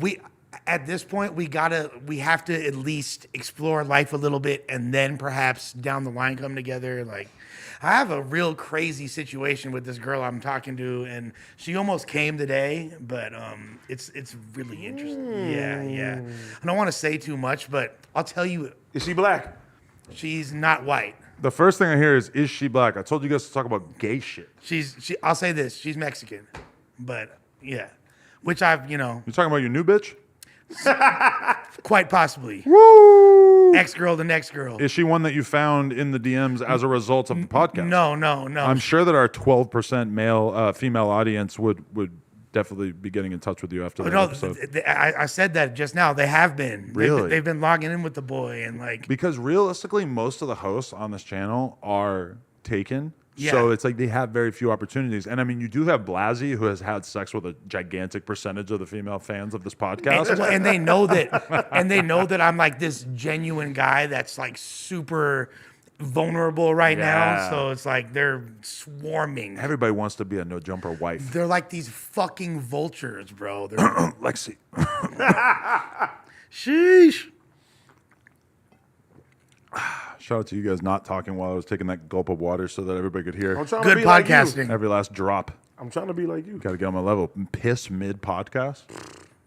And I usually don't do that. OG suicide in the building. Hey, it's because you guys both pissed on the podcast because you're two peas in a pod. Ching. That's how your brain works, huh? That's fine. Bars.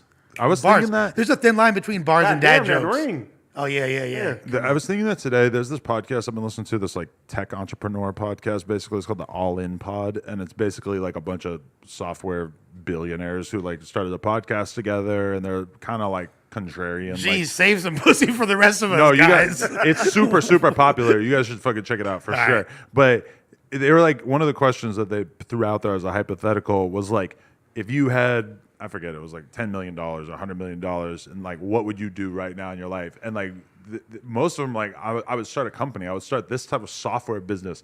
I'm just thinking, like, I wonder if I'll ever have an arc in my life where I do anything besides create content, because that's always been how my brain was wired.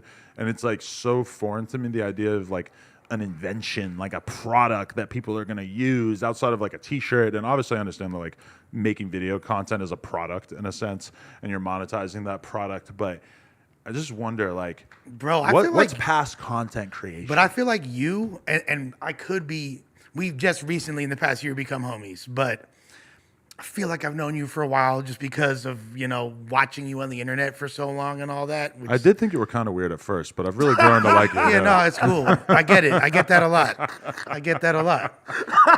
Just a little, I was a little weirded out. No, but, yeah. I understand that. You were like, probably on meth at the time. I come across a tad abrasive. Wait, when you met me, I was not on meth. Let me ask you this.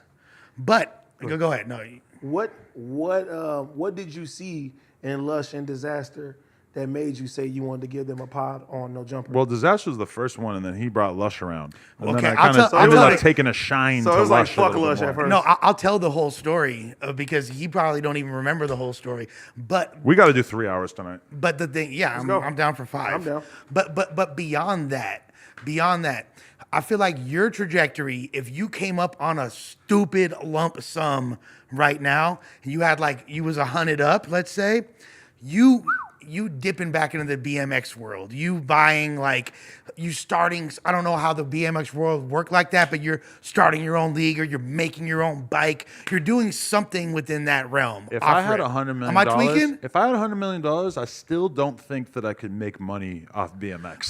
But it don't matter though. Damn. It I'm don't, gonna be real with you. It don't matter It'd be though. tough. You 100 up, so you're not gonna do nothing in that realm. Well, I definitely am trying to do stuff in BMX no matter what, but I will say that I have very little aspirations to get into like selling bikes, putting on BMX events. I've seen a whole fuckload of people spend a shitload of money doing it over the years. I do believe in it.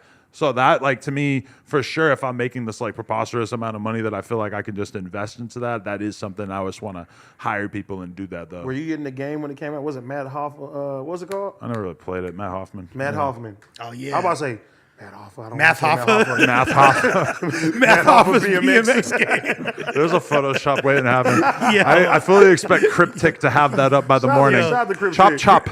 Cryptic, bro. We went platinum, baby. Come That's on, for don't sure. play with us. Shout out to the homie Six too. I wonder if Matt Hoffa has been confused for Matt Hoffman in the past. I almost certainly. Just like sure. having met people his whole life, that's bound to have happened. Yo, Vel is like the mix between Matt Hoffman and Math Hoffa. But around that era- that's the meme right there. I feel like we were just talking about something good that I well, wanted to dig into more. about the podcast and how I got on the Right, podcast. okay, yeah. So, do you remember about a year and a few months ago when there was a dude that had a meeting with you? Right. And he brought me to the meeting. Right. And I could tell that, I know Josh remembers, yeah. And the meeting was, I could just tell, and I'm not the type, like, my homie had invited me to a meeting with No Jumper that I was working with. And I was like, man, fuck yeah, I want to meet these fools and I've been wanting to do that. But at the same time, I'm not finna side bust on my homie's meeting. Yeah, you don't do that. No. So my initial goal with going over there is whatever FaceTime. yeah, Build a little tiny chunk of rapport. is Repetition is the key to familiarity. beyond that. No, what I was really trying to do is help my boy's situation. Like whatever his goal is, let me try to strengthen it Real and homie add shit. value to the situation. Dick riding. No, That's not dick riding. No, that's being, no, that's fucking- that's being a real homie. What he fucking doing. suburban white person. No. Networking. Networking. Yeah. No, what happened was we pulled up and I could tell like y'all were not feeling the game that he was kicking to y'all. It was not working. It was falling on deaf ears. No comment. At one point, Josh even said like, I have no idea what you're saying right now. Like he was using like these really verbose corporate phrases like, when you add the assets to the fingerprints of the bobbulation of the compilation, like he was saying a bunch of shit that didn't make sense. And then so I was like, damn, this meeting's about to be out the window. So let me try to help. Then I was like, what y'all really need to do is a battle rap podcast. And really, if anything, I should be the host and whoop-de-whoop-de-whoop. And then me and Adam took a flick afterwards. And I was like, and then, because I was like, hey, will you take a picture with me? So like, my baseball wants to take a picture with you. What's your name, little boy? Yeah. So we took a flick, and it was like my boy had it. It was on the little yellow background, but it wasn't framed properly. Like you could. I'm gonna Mr. Girl you. Yeah. It got posted. I posted it, and everyone's like, "Oh, Lush got interviewed on No Jumper." I was like, "Yeah, it's coming soon. Don't trip. It's on. It's on the way. They know who I am. They totally remember my name." Right. And then like I told my boy, because my boy's the one that I had contact with y'all. I'm like, follow back, follow up, like talk to these fools. I remember you liked the pic when I posted it. I was like, okay, word. The caption was no raisins in our potato salad. I was like, whoop. Like I remember being like, "What the fuck? What the hell does that mean?" But you know what that means. what is it? I don't even. 80, what does it mean? It basically means, white people put raisins in their potato salad. Black people don't. We do. I've never done it. It sounds delicious, honestly. Allegedly. See, There you go. I love raisins. What I was saying is like we are accepted by the community. And Okay. how's, that Are we? I don't know, allegedly. There's like Pockets of it. there's a poker game that I play in sometimes, and like one of the dudes is like this older black dude, right? But he's in the comedy world, like super cool ass dude who's like apparently got a shitload of money. Bill Cosby. I wish. And he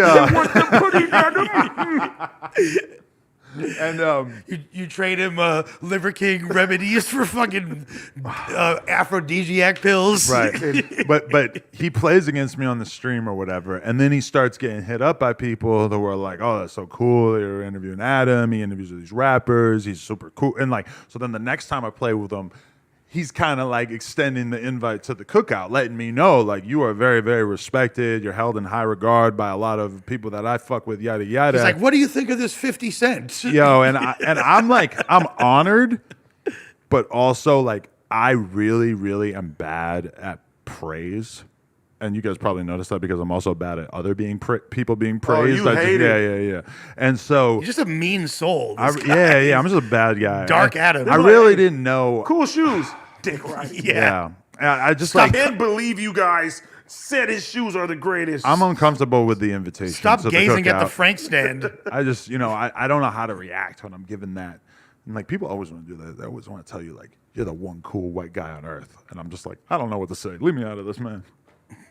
I'd be like, I'm white? Yeah. Do you not see this cool fit I've put together? I'm wearing purple. I'm wearing a purple picnic napkin. I've tried to throw you off the chase, off the scent. All right, I just want to say this, though. I feel like Lush is like the permanent third co-host at this point. I just like, Sheesh. I feel like Josh is wincing. my attitude is that, and I feel like I like tried to engage this conversation in the group chat, and husband just kind of ignored it and like has been basically non-communicado in there. But He's going through a lot of shit. I man. need, and I respect that, and I am there for him as a friend, and I want him to continue being on Disconnected, but for the time being, it's like I just need somebody who's bringing more consistent energy to the pod, both in coming to the pod consistently as well as just being a more consistent communicator on the podcast. And it sucks that this is kind of on the tail end of us going on that tour, and like in a lot of ways that was great, but I just feel like I would really like to see House Phone be able to be a consistent part of Disconnected before we say like, okay, let's have him back on the No Jumper show. House phone, I love you. If you ever want my seat, you can have it. I won't come here. If he ever wants to be a guest or I'll be say a the same fourth thing. mic, I'll sub out anytime if he wants to do it. at this time, I feel like he needs to get his health and his shit together. I don't know why the fuck he's in the ER 2 times in a week or whatever. We're not really getting like any significant updates about what the fuck is going on, but it's like he just got to get his shit together before we can really act like we're be able to be taking this serious. And meanwhile, I love the energy that you're bringing to this. Thank And you. Even if some percentage of the fans probably are like, oh, fuck, I'm not going to watch because I just like House Phone or whatever. I mean, I feel you, but Look, I think we can weather that. And I feel you as well. And I want to go on record as saying there is no replacing House Phone.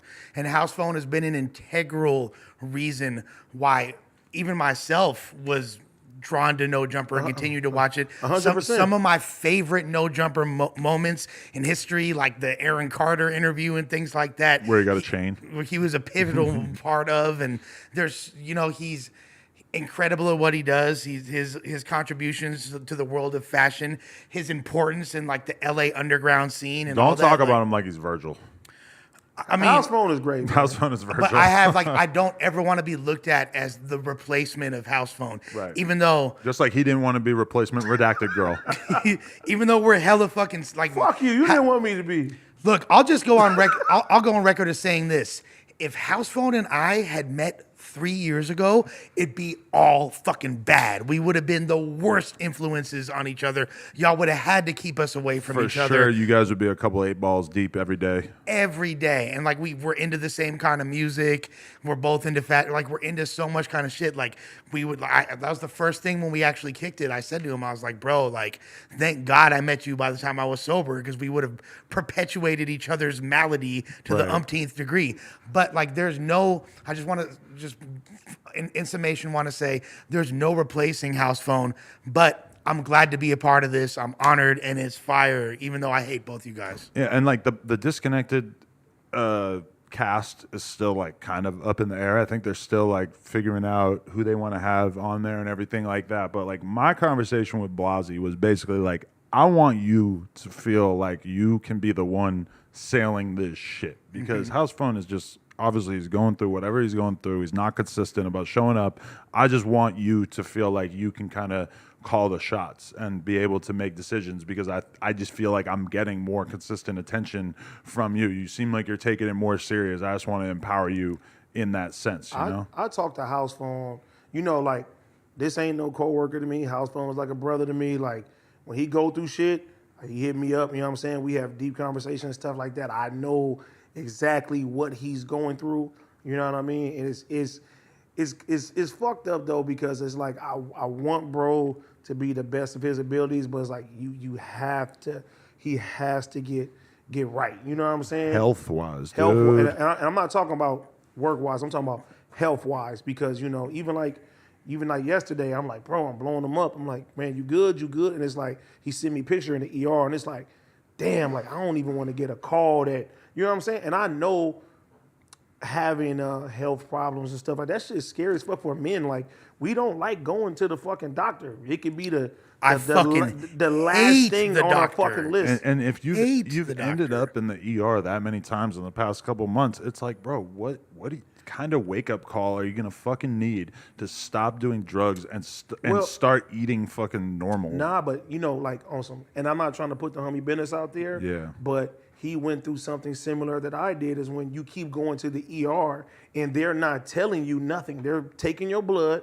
They're saying that you're fine, like as far as what they can figure out, and he still feels inside that like he's fucked up. Right. And that's basically where he's at with it. And it's like, okay, you know, we have people that kind of like specialists who've tried to figure out the root cause of it, but it's like, you know, it's fucked up, because like, you know, sometimes people that commit suicide, you know, they say like, I have a fucking itch or a sickness in me that can't be diagnosed and shit. And it's like everybody goes through that shit, and it's like, you know, I don't know if it's mental for bro.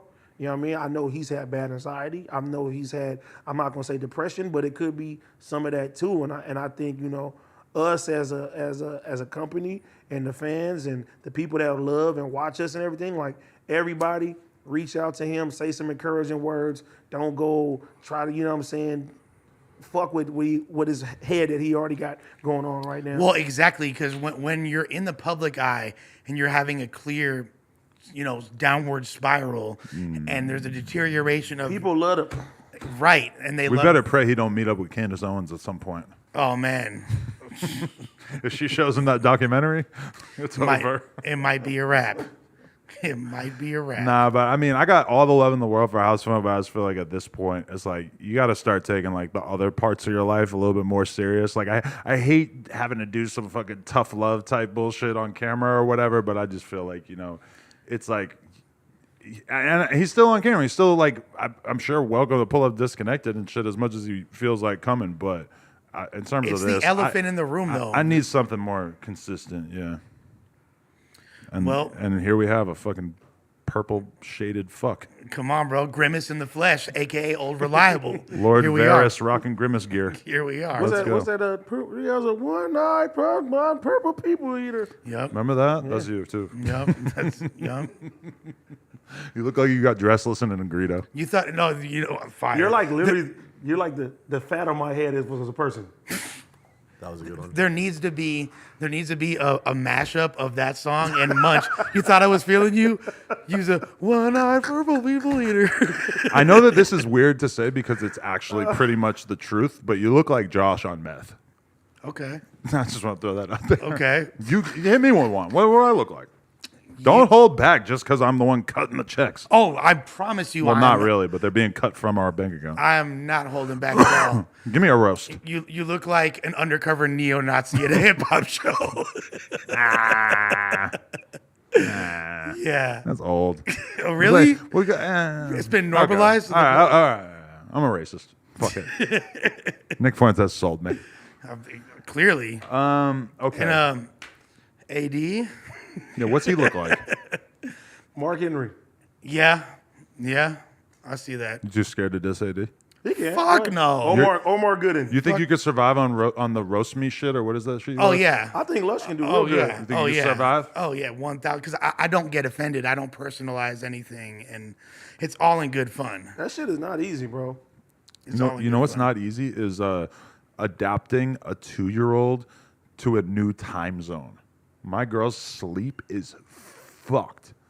Because think about how annoying it is to go to Europe, and then like how much it fucks with your fucking bodily clock or whatever. Like anybody who's been through real serious jet lag knows what this is like.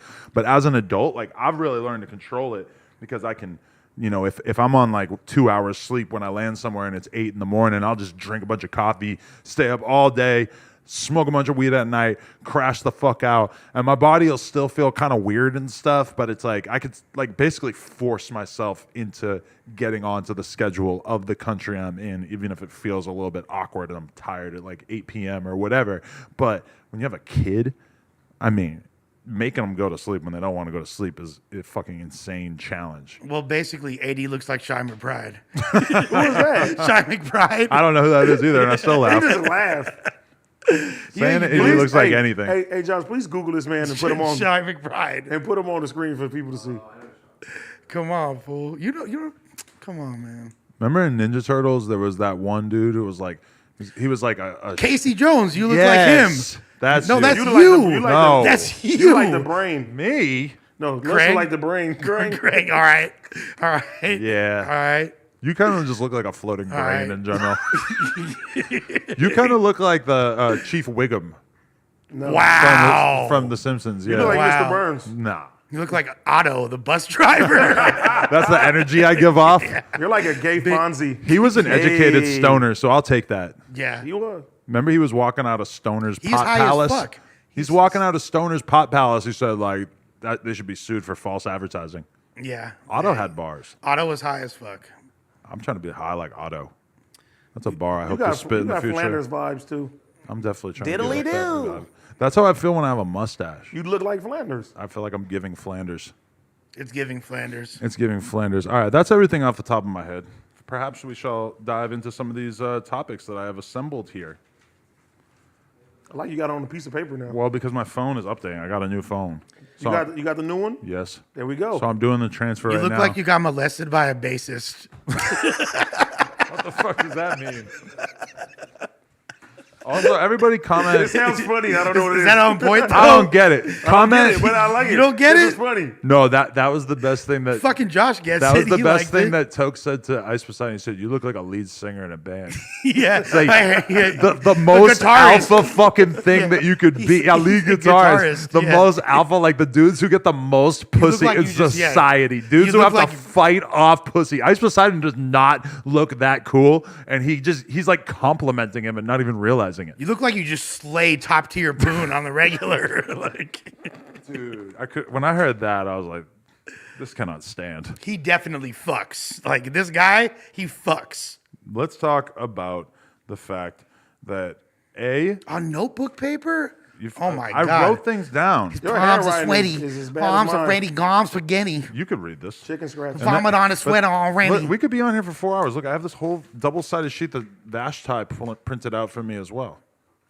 I got all kinds of shit. But the one that my eyes are most drawn to is probably the fact that we went low-key viral on Twitter. Let's go. We did. We made a joke on the Brought podcast. Oh no, y'all too. to Russia. Last week, we had this conversation where at one point, Lush, who is funnier than me, wittier than me, that he belted out, I brought the carts to Russia, masterfully blending Brittany Griner's current predicament with Lil Yachty's I Took the Walk to Poland song, pretty funny. Which I was right about the meaning of, which I said on that show that I was like, he's for sure talking about pulling up in a Poland Spring. People do He that. was right. People And I pour was lean right. in water. I recently saw these kids. I saw it in videos. Like it's been a staple in recent rap videos. And I then didn't know that was a thing. yeah, and then when he said that, I was like, that's got to be what he's talking about. Very health conscious. Oh, I mean, it's actually one of the worst parts of, not one of the worst parts, but another very unhealthy aspect of repeated lean use is you're sipping that much soda, which is super bad for you in and of itself. Yeah, but that's why you gotta like pour your lean dirty as fuck and not drink as much. Just like minimize the amount of soda. Or you're just, drinking. here's an even better idea. Don't even fuck Something kick to the do, cup. That's a Yeah, possibility. Kick the He was still do the motherfucking lean cup. cast. They was I trying to make mean, me feel bad for Sega not lean doing cast. it. I've been drinking lean at the Say- crib, yeah. Sega lean cast. I've been drinking lean at the crib, and I just like don't fucking post about it, and I'll just be having a foggy little morning the next day, and it just is what it is. Have you done it on the? So you should bring the week? walk to I've Poland. come on your podcast multiple times drinking lean. I'm pretty sure. I can tell you like, yeah. Oh yeah, remember I fell asleep and couldn't go to my own strip club after on my birthday. Shameful. Bring the walk to Poland, bro. I've yet to make up for it. That was embarrassing. Yeah. I should have got Lin- booted up. I wish Lena I had had- Lush with me at that Lena moment. had Yeah, all the we- ones. I had Sky Bree with me, all these fucking girls and shit, all the homies. We had fucking certain people sitting on one end of the table, far away from other people. I just remember that I can't talk about this. But We went viral though. What we got? 40 million views. it was like because now you can view the amount of views that your tweet has, and that shit has like fucking 2 million views or some shit. It was over 3, I thought. It got like hella quote tweets from woke people basically telling me that I'm a piece of shit because I'm white.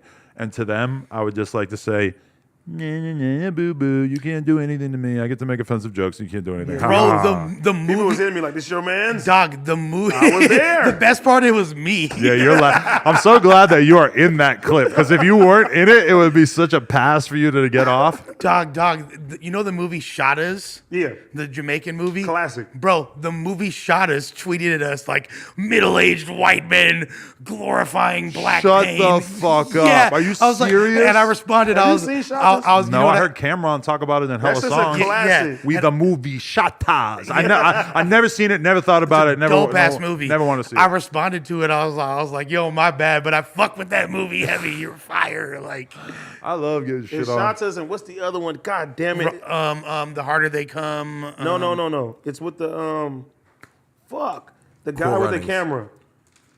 I would like to proclaim God my damn it. right to make fucking offensive jokes. That's all I got to say about it.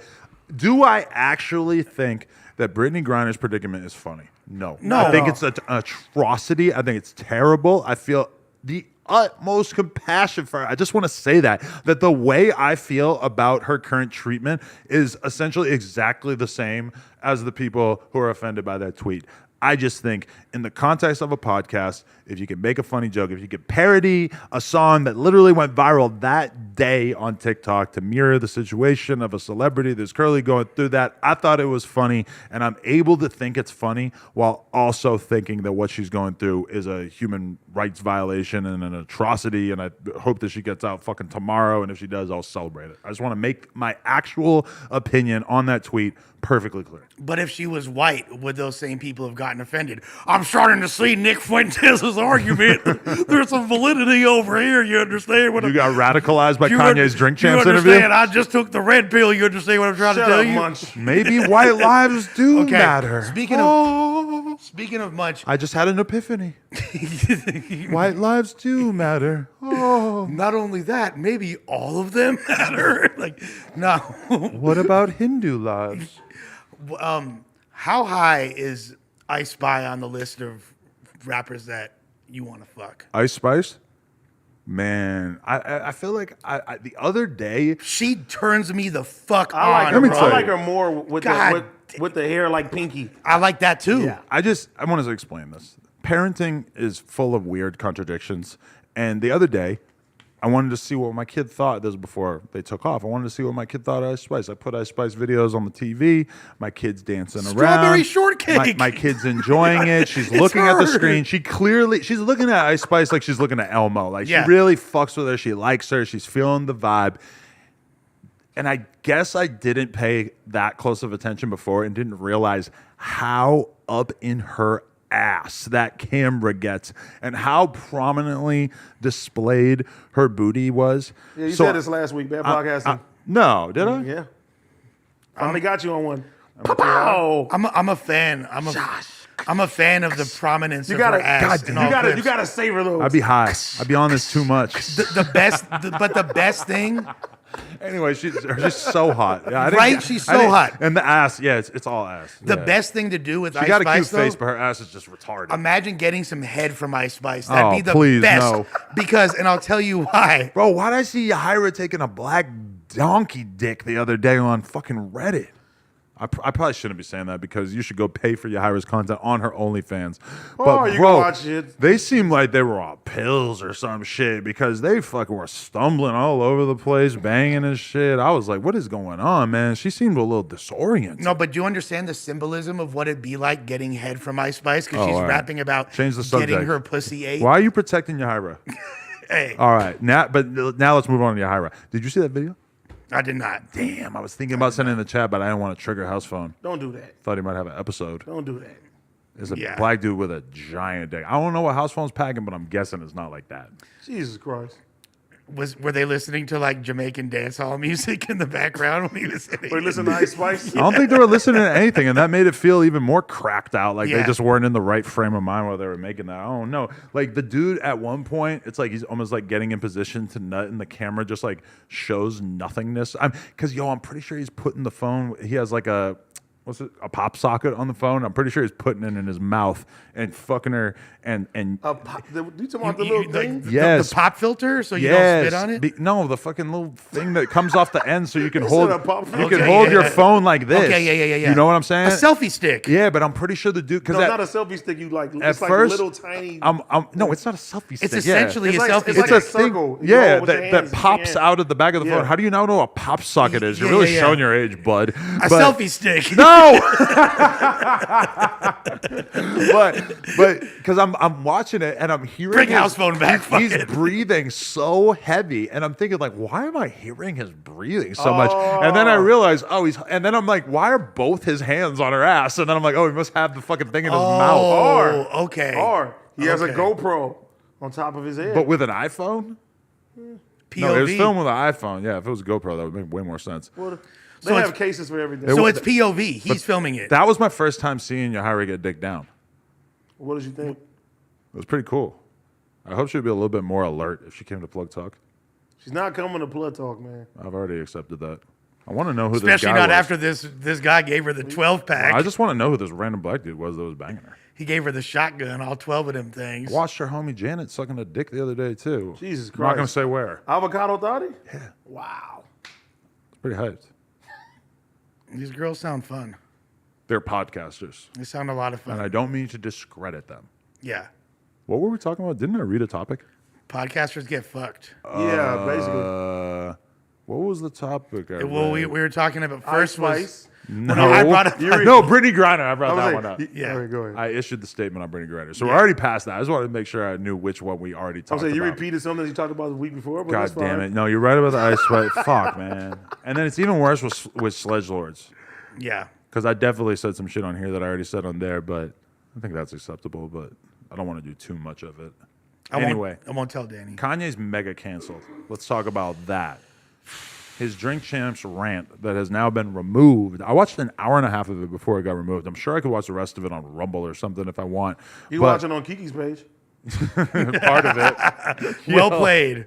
Well played. I love that I like teach Kiki about YouTube and that he interprets that as like re-upload the Kanye interview on your page. It's pretty smart. This shit skeezer. I don't understand, but that has been like a weird thing to be taken in. Kanye seems like he might actually be canceled for real. Like all his like connections in the fashion industry. This motherfucker, keep in mind, he's been marching around wearing a Balenciaga mouth guard for the last couple months, or days throughout the last couple months, and now they've dropped him and said that they're not fucking with him. I don't think Kanye can be canceled. He can't. But I also I feel But like he's clearly being canceled from a lot of stuff. Yeah, But they're I feel definitely like going to try. We already but talked about the bank account. right, but that had happened previous to the interview. knew already. Right. Like he had already, you know, and so that's from the initial comments about Jews, and then they were like, "You can't bank with us no more." Right. But it's the problem is it's two things. I feel like he's making these statements in order to see how far he could push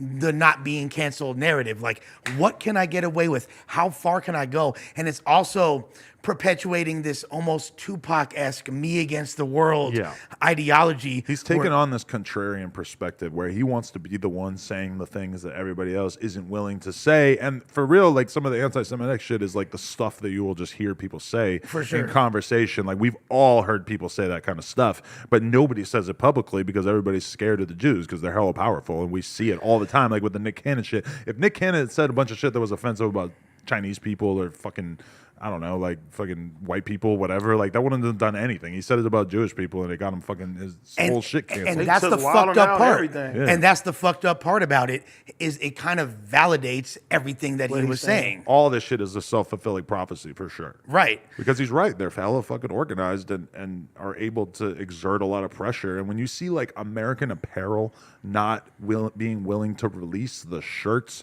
that that they printed for him or whatever of this whole Tremendez campaign that he's on, where he's trying to discredit fucking Tremaine, the creative director of Supreme, it's like, that's pretty fucking extreme when the t-shirt printer isn't going to give you your shit and you got to go give it out in Skid Row. And you see now Kanye's getting a different level of treatment because Rolling Stone just put out an article that says Kanye is seen in Skid Row giving out t-shirts with alleged rapist Ian Connor, With whatever. Ian Connor. They're doing everything they can to fucking smear him now, Every time I hear Ian Connor's name, I just think of Lil Pump and Smoke Perp being like, "Fuck Ian Connor." Remember that? That beef Oh. was amazing.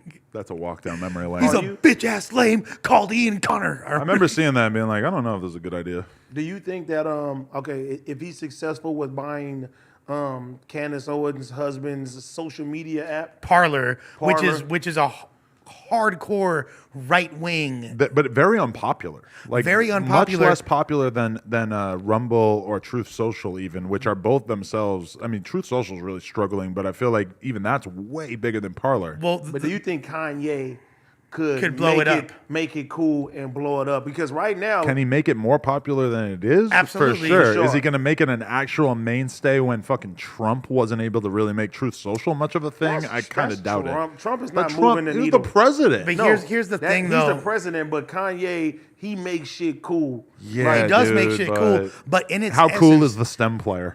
right?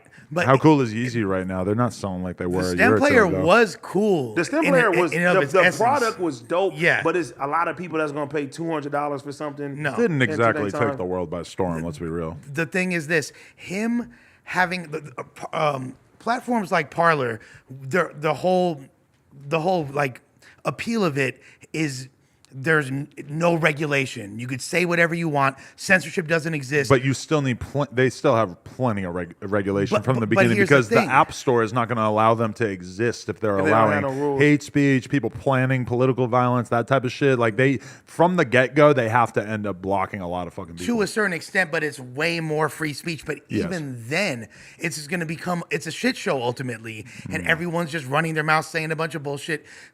The fact, like, although it might be annoying to be on platforms like Facebook and Twitter because they are way more heavily regulated, you're actually reaching an audience.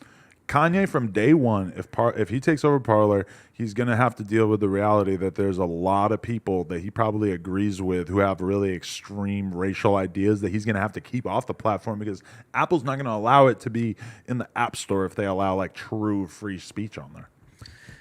I think it's a perfect 1000%. time though, because Instagram right now is like super fucked up right now. Man, imagine me just waking up every day and going live, working out on Parler. The average Parler user is a 40-something, ultra-conservative, I'm just going to go out and say it, racist middle American. But maybe I should assign Yuri with being our Rumble poster who posts all the No Jumper content on Rumble. I wonder, like, Is Rumble, like, popular Is right there now? anything that we could actually gain from posting our content on there? What do you do on Rumble? It's just a social network, Yeah, but it's I like a think if- right-wing owned social well, I network. think definitely posting interviews that pertain to that audience, like the Nick Fuentes, if you posted For it sure there. we could post it on there. That'd be smart. What's his name? Mrs. Girl or whatever the fuck. Mr. Girl. Yeah. How dare you fuck up his pronouns? Misgendering Mr. Girl. How dare you? lady guy, whatever. No, if you want to have a good time, you got to go watch the interview with Mr. Girl and Jesse Lee Peters or Peterson, whatever the fuck his name is. It's like, and then watch Destiny with Jesse Lee as well. It will blow your mind, and I'm dying to hear your reaction to it. It's totally like they're just like talking about different kids they touched. Like, Just wait, wait. Man. But yo, I hate it that I'm gonna have to watch that Mr. Girl interview again to hear Destiny react to it at a certain point. He did already? I just know he's going to react to it because it's going to be super interesting to him, because he's kind of like, that's been Destiny's thing, is he brings in these weird characters into his universe, and that's where Nick Fuentes came in, is that he's like so fucking canceled and Destiny's so far left, but he's still going to platform this fucking abhorrent white supremacist whatever to get his perspective, which I personally really look at as something that I find kind of inspirational. Like, you should be willing to have these conversations with people that you disagree with. right, absolutely. If it becomes an echo chamber and there's no voice of dissension, then at a certain point it's just boring. It's the same person talking to themselves, essentially. Yeah. And that's why I always say, as much as he gets on people's nerves, Flacco is a vital component to the No Jumper universe. Because, like, without Flacco on the Monday show, it would hit a lot different. Him creating these arguments and going against. I agree. Yeah, it's imperative. But the line and the question is, to what extent can you not platform conspiracy theorists, and who's a conspiracy theorist versus who's just like a genuine person? Like, as much as Nick Fuentes has a bunch of rotten ideas from our perspective, it didn't really feel like he was trying to convince us of some crazy plot against, like he did veer into it with the race realism shit or whatever, but it's not, to me it hits different than when I listen to Candace Owens, where I feel like she is actually preaching straight bullshit. Well, I mean, anything that tries to flip the consensus to white people are being oppressed, Right. essentially, that's veering on a conspiracy theory in and of itself. Well, yeah. White Lives Matter, Lush. Apparently. It's the new wave. Apparently. The thing in the... I like the Most Def shirt where he took the V out Right. and it says White Lives Matter. That's I thought that was hard. kind Is of Most Def fully on board with the White Lives Matter movement? I doubt it. I think he's definitely not. Bro, you think if you go to like Rolling Loud next week that there's gonna be kids rocking that shit? You think that should be considered hard in the Supreme line? It definitely, it's super edgy, bro. Right. Like, I'll tell you, if there's like black kids wearing it, that would make sense. I could definitely see that. I could definitely see that. Yeah. The edgy ones. Yeah. Push the line a little bit.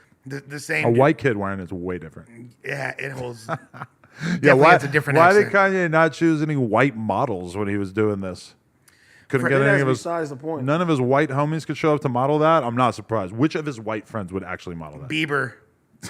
Hell no. I know. I'm just saying, like, Bieber, Lush. Bieber Yeah, management exactly team, Bieber management team mobilized to stop him. They would be attacking him, dragging him away from the photo shoot to keep him from being photographed anywhere near that shirt. but let him hold up some activists. If it was That was like, a different era. I love Kanye so much. I'm like a huge look. I'm a permanent resident of Jigistan, USA. Bro. So anything that's I have a graduation. Jigistan? I have a Jigistan. graduation That's a tattoo Kanye on me. fandom thing? no, it's a Jay-Z fandom thing. Oh. A graduation tattoo on me. You know what I'm saying? You dig? So It's anything that's Dick Ryan.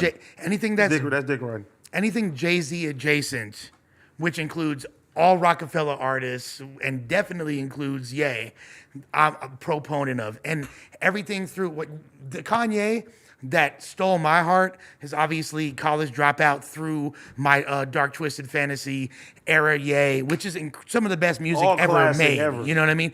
And on a political social justice sphere, him saying George Bush doesn't care about black people. That era of Ye right there really speaks to me. But I still, like, I know that I'm a mere mortal, so a lot of his tactics, a lot of the things that he does may be beyond my comprehension, and I'm willing to say that I might not understand all of his motives, and I'm just a regular guy. But at the end of the day, I don't know what I would do if Kanye hit me like, yo, hey, I like this Lush One guy. I want you to be a part of this campaign. I'd be so psyched to be like, fuck yeah. Do you think you could do more good from the inside? No, I don't. But I feel I don't think You want to be part of the bad shit. he doesn't listen to anything. Like he's beyond conversation at this point. You Right. can't tell him shit. Clearly, he doesn't listen to You anyone. see him on on- CNN. He's like, la la la la la. Yeah. Yeah, he's not here. He's not hearing nothing. Nobody can do him besides a Candace Owens. That's the Right. only way to influence him. But if he was like, okay, here's the shirt I want you to wear, and it was the White Lives Matter shirt, Right.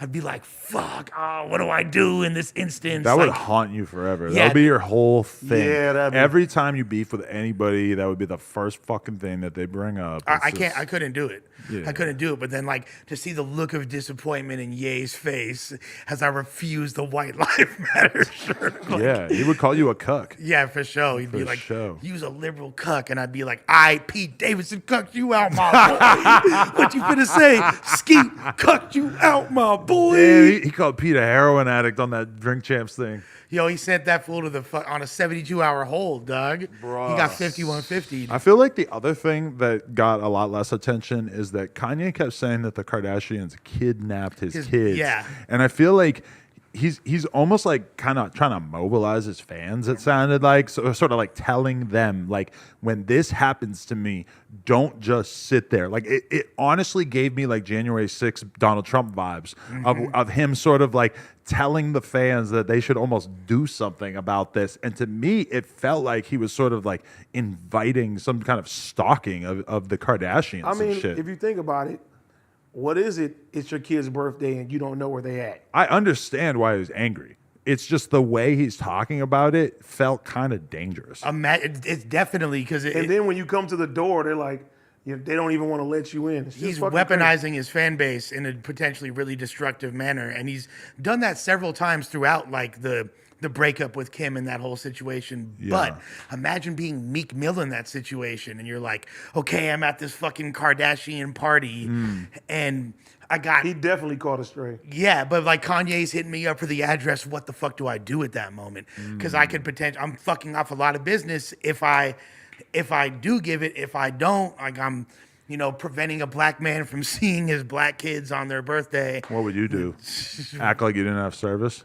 Yeah, I'd be like, oh, yeah. Immediately stop posting on your story? I'm sending it. You can get it from me. I'm not responding. I'm definitely not responding. You would be the one to cause some havoc in that situation. Oh, you would shoot it? You shoot him, daddy? I'm like, it's your kids, nigga. Even if all the women at the event don't want him there? I mean, it's his kids. Yeah, I guess. That's like right now, Leonard's like, don't give Adam. Bro. Let's shoot it. I'm like, shoot it. This No, is the that's thing. different because that's your man's. But this is the That's- thing: that's is that But if I'm at the birthday party, if you're gonna I gotta be a have at dad, least- then you're never invited to a if Kardashian. you're a dad, Yeah, bro, it's if you're a a dad and you get divorced, you gotta take some L's. You gotta take it on the chin. There's gonna be a lot of. I can't imagine a situation in which you're a dad and you have a divorce from your wife and that there's not some degree of messiness, disrespect, shit that you don't like that you just have to take on the chin and deal with it, especially when you're in the public eye like that. Like, but your kid's birthday is that's like. but aren't we missing the context? Wasn't it like he fucking wasn't supposed to go to That's it was what I was having a saying. Wouldn't- separate birthday party? Like, there was a Wouldn't- lot more to it, right? Wouldn't logic lead you to believe that this was previously discussed? We talked like, about this yeah, at you're length not- years ago, right? Yeah, like, you're not talk- finna slide to the function. Like, Oh, mean- it was definitely discussed. You know if you're wanted or not as a dad in that position. True, You know, but it's not about how you feel. It's about the kid, and I'm pretty sure your kid always gonna want to see their dad. hell no, they want to hang out with Skeet.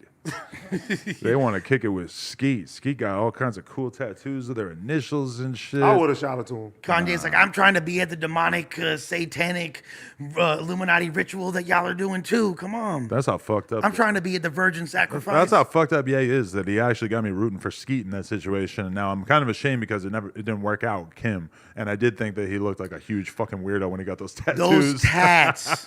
What a mark, bro. Wow. That's the weirdest shit ever, right? I'd have been hot as a father. Oh hell no. Yeah. That ain't, that's Oh my god. egregious. Even if it was like 5 years you've been together, I'm still gonna be like, nah, nigga, don't do that. Yo, so my whole life, I've always looked at dudes who become, well, not my whole life, but in recent years, I've known some dudes who became stepdads. And I have a lot of fucking respect for it because it's a very selfless thing to raise another man's kids because you're doing something amazing for that kid, even though that kid is not your own fucking DNA.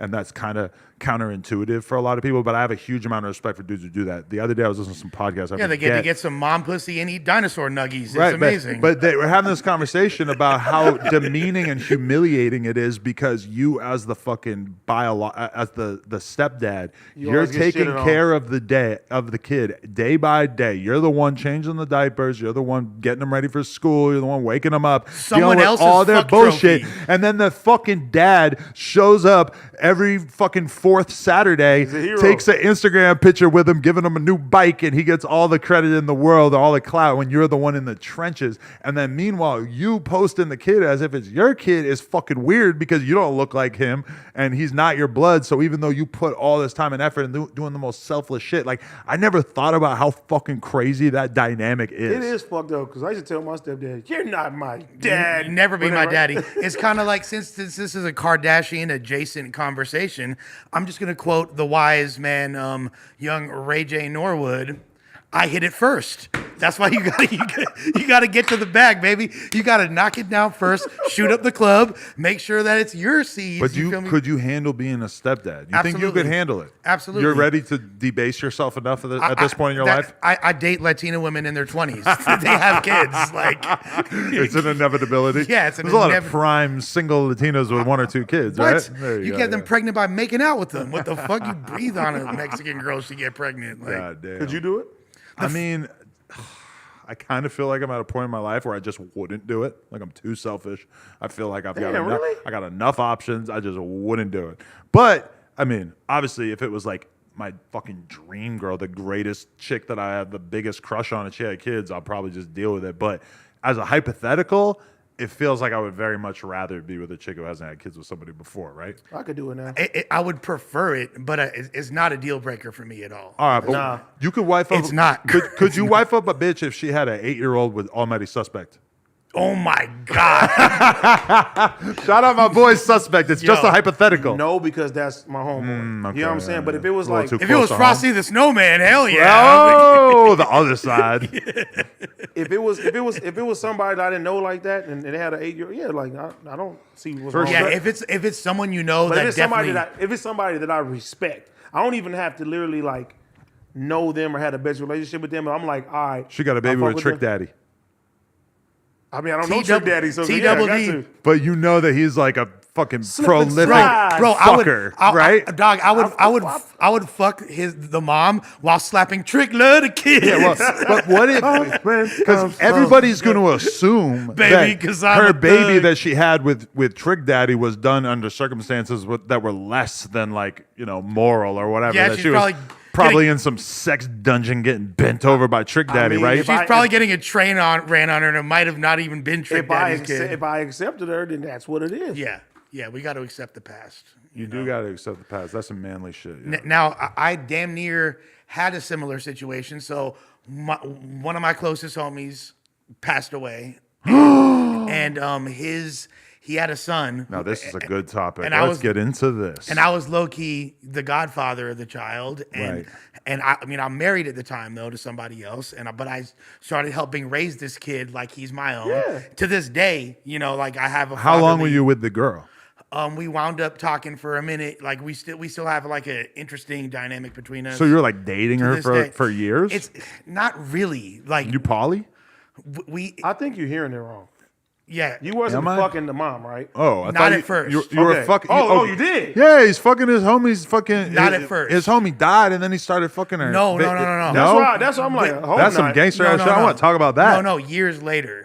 Okay, did. so he 'Cause dies, and then years later you start fucking with it. Correct. Well, it's still the same Jesus, exact thing. Okay. Jesus I just Christ. want to talk about it because I know in the BMX world, I know a dude who took his own life, and then at a certain point, I don't know how many years passed, but his wife at the time ends up dating a dude who he was friends with while he was alive. Now, to one extent, it's like you could look down upon her, but at the other extent, it's like she probably likes this kind of guy, right? Like he's a BMX pro. I'm She's haunting y'all. She's probably into that type of dude, right? They live in a fucking town that it's not like there's a million. It's not like they live in LA. It's Right. not like they live in New York. Right. It doesn't surprise me at all that she probably would end up dating somebody who was in the same fucking social circle as him. Do you look down upon that? Would you look down upon somebody in your social circle? I'm for doing coming that? back as a ghost while they get off my bitch. Wow. You know what I'm saying? I'm not. I ain't Back in the day, if this was like during World War II era, like when communication and travel was far more difficult, it was very commonplace for things like this to happen. Well, first of all, here's a hypothetical. It's not really a hypothetical. my mom but told me so. X is the girl that X had the situation where he got locked up because Yeah. he was beating her or whatever. She does OnlyFans. Okay. I have. So if I jerk off to it, I'm just saying, I have been in communication with her. Okay. Would the X fan base think that I was totally out of line if she was on Plug Talk? Yeah, because nigga, you consider him a friend, right? But this is a girl that he like dated for a couple months. But the thing is realistically. this: the reason why I feel like they would trip is I because, fucked a porn star on Plug Talk already who fucking used to date X. but you have Yep. access to so much pussy. And after why? watching that documentary, that Yeah, was freaky with somebody it, man. that he really fucked with. Yeah. That's like, like who cares? That's like, because, okay, this was my relationship You with have X. no soul. No, because I talked I about this feel on the it, pod the though. other day, is that while he was alive, there was this fucking hot ass chick that me and Lena did OnlyFans shit with. And then he sees it on fucking social media or whatever, and he flies the girl out, and he's dating her for like months after that, hanging out with her nonstop. And I didn't think twice about it. I was like, that's dope. I'm glad that he's So fucking the you- chick I just fucked, you know? So you owe him one, is what you're saying, essentially. Not even like I owe him one, but I just don't think that that would be within. Like, I think that he would probably think that that was pretty dope for me to have her on Plug Talk if he was alive. You know them Florida boys ain't tripping in the slightest. In all honesty, I think he'd be bruh. the first person to watch it. I think he'd cancel everything to check that I mean, content we out. didn't blink an eye in Menace of Society. Right. You know when Kane was, you know what I'm saying? Yeah. Knocking down his man's He chick. was, and here's the Have you seen this movie? Yeah, but I don't remember what you're talking about. so Jada Pinkett's so Baby Kane's daddy. big Yeah, Kane's Kane's big big homie is Jada Pinkett's baby daddy, and it's essentially the same dynamic except for he's still alive, but He's in jail, he got life. he tells him at a certain point like take care of her, like he co-signs it. Yeah, so, but he hit it before he got the blessing. yeah, he did, but still, like at the end of the day, you know. Things are different when you're a porn star / rapper / podcaster. Yeah, things are different. Things are different in our world. First of all, when we live this like rock star lifestyle, essentially, Hey, we might not make it. You feel me? But Like, see, I see it with that being might said. don't make it. With that being said, there's way more people to select. That too, and that's what I said. Like, you have access to a lot of other pussy, but I don't think that although you have this relationship, I don't think that it's different than it being Josh. You know what I mean? Like if Josh is fucking my sister, so yes, Right. that would be incredibly different if I were to fuck his lover. But Pound Town. Hashtag to Pound me, Town. let me be real with you. When I did Plug Talk with the girl Sophia, who used to date X and has a fucking tattoo of XXX on her finger for him and everything like that. That you nutted all over. Yes, we talked all about him, and then we had sex. And to be honest, it felt like a little walk down memory lane, kind of like, you know, if anything, that intercourse was us paying homage to a person that we both clearly had a very strong relationship with. In your situation, I feel like y'all bonded over trauma. I was literally about to say, grief is a bonding experience. Also Like, sex. that as well. That as well. But And when you can add the two together, grief sex, that's what I'm saying, bruh. when you, bro, Grief sex is sweet sex. if you are like grieving with somebody and then you also bang them, that's a powerful combo. Have you ever seen The Wedding Crashers? That's like a double quarter pounder with cheese and nuggets at the same time. You seen The Wedding Crashers when he's telling him he's like, he goes to funerals to get bitches? Yeah. I don't remember. You done that My- before? My, No, I my haven't. movie I was like- memory is terrible. But I mean, If it's been 10 plus years, I don't remember shit movie-wise. anything like I always thought that an amazing follow-up to Wedding Crashers would be AA Crashers. Like they pretend they're fucking drug addicts. Wow. Go to meetings, go to 12-step meetings, you know what I mean? Right. And they're like to pick up on vulnerable women because women are if y'all don't know. That's diabolical. Very easy to fuck in AA. 12-step programs. They're horny as fuck. They don't have access to their vices anymore. They're trying to get dick down. Can I throw something out there? AA crashers. You know who I'm jealous of? Me? No. No, actually. Because you can't go to AA? I'm jealous of Lil Baby. Because the word on the streets is he was getting in Chinese kitties' cheeks over the weekend. But that's not who he paid 16 racks to, allegedly. Yeah, who did he do that with? He said he paid him to leave. But yeah, which is what you do with prostitutes. You don't pay him to come, you pay him to leave. That's why if you're in a relationship, prostitutes tend to... Oh, yeah, it was Miss London. And Okay. that's the one. That's the girl who put out the statement about him being off a perk and beating the fuck out of her pussy, and it felt so good, and he was the best dick she ever got or whatever.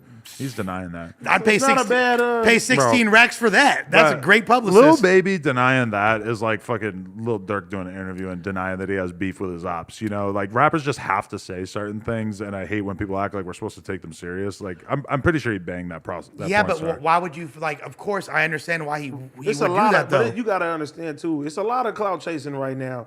Motherfuckers can say anything right now. People gonna run with that shit. And the thing is this, though. If You he... gotta show receipts. He's literally then on record as saying, this is what I'm willing to pay pussy. So if a female comes along and she knows that she's of a higher value than that bitch, then he has to pay 32. her more. Exactly. I'll pay Chinese Kitty for some pussy. I'm fast. She's like one of those chicks that it just kind of bums me out that she doesn't do porn. Dude, she bad as hell. And But when you see her looking so fucking good on Instagram, but she doesn't do porn. I've never copped the OnlyFans, so I don't know what. Maybe she is doing I don't think there's something. penetration. I don't think so. I should Yeah. probably cop. I could dedicate a I'll few $100 to that, right? I'll support the culture. For the podcast. You guys But all come over? Yeah. Research purposes. Guys come in the Jack Shack. It'll look like community Oh, clips. baby, And we'll give me fucking all. one more I'm chance. not coming in the Jack Me Shack. in the front, and then you two sitting in the No. back like the Punstigator and that other guy, and fucking. shout out to Ace but Boy we're all Trey. fucking beating our meat. Look at the Chinese Kitties Under OnlyFans. blankets, Not under gonna happen. blankets. No, that could be a new show. It'll be just like Plug Talk, but Rug Talk. but we'll beat off. Like Talk. gay dudes will watch it so that they can watch us beat off. Okay, now you didn't win. I'm just talking about how big the market for it could Oh, be. yeah, there's I want the filming to look just like back on Fig/Community Clips, though. There is definitely a high jizz-covered ceiling. No, for and that. we have to get a camera angle where you can see our penises. I wish I had like opening a box of trading cards. I wish I had Pokemon less cards. shame so I could actually do this. This may be my last day as well. No, it's We're got to be like alienating Black No Jumper as we it's got to Black be No Jumper it's is got to out. be like vintage drink champs where you got like 10 homies, so it could be like a bukkake where you all take turns sitting in the chairs and jerking off to the OnlyFans that you're perusing. When you bust a nut, it goes brr, brr, brr. It'll be like watching a Destiny stream with us beating our meat down in the corner. Oh, actually, I don't know though. Should it be big? Like, what do the people want to see more of? It's a good question. I'm about to do a Kanye. La la la la la la la la la la la. But didn't this fool already a few years ago, Little Baby, got put on blast by Tiana Trump? No, didn't she say that? Did paid, she? Yeah, I he forgot paid about her to that. suck him off. Apparently, Why would he have to pay for that? Unless this was before he was popping. no, he was already a huge star. He probably just likes paying for pussy. But it's first of all, okay. Some guys like that. Let's shit. talk about it. You got enough money? Why not? And I'll tell you exactly what it is. Make it super easy. AD, you'll probably agree with me on this, and this is not a critique of Sex AT work? No, you beyond don't that. want to offend sex I'm work? gonna say yes Are already. you drinking that?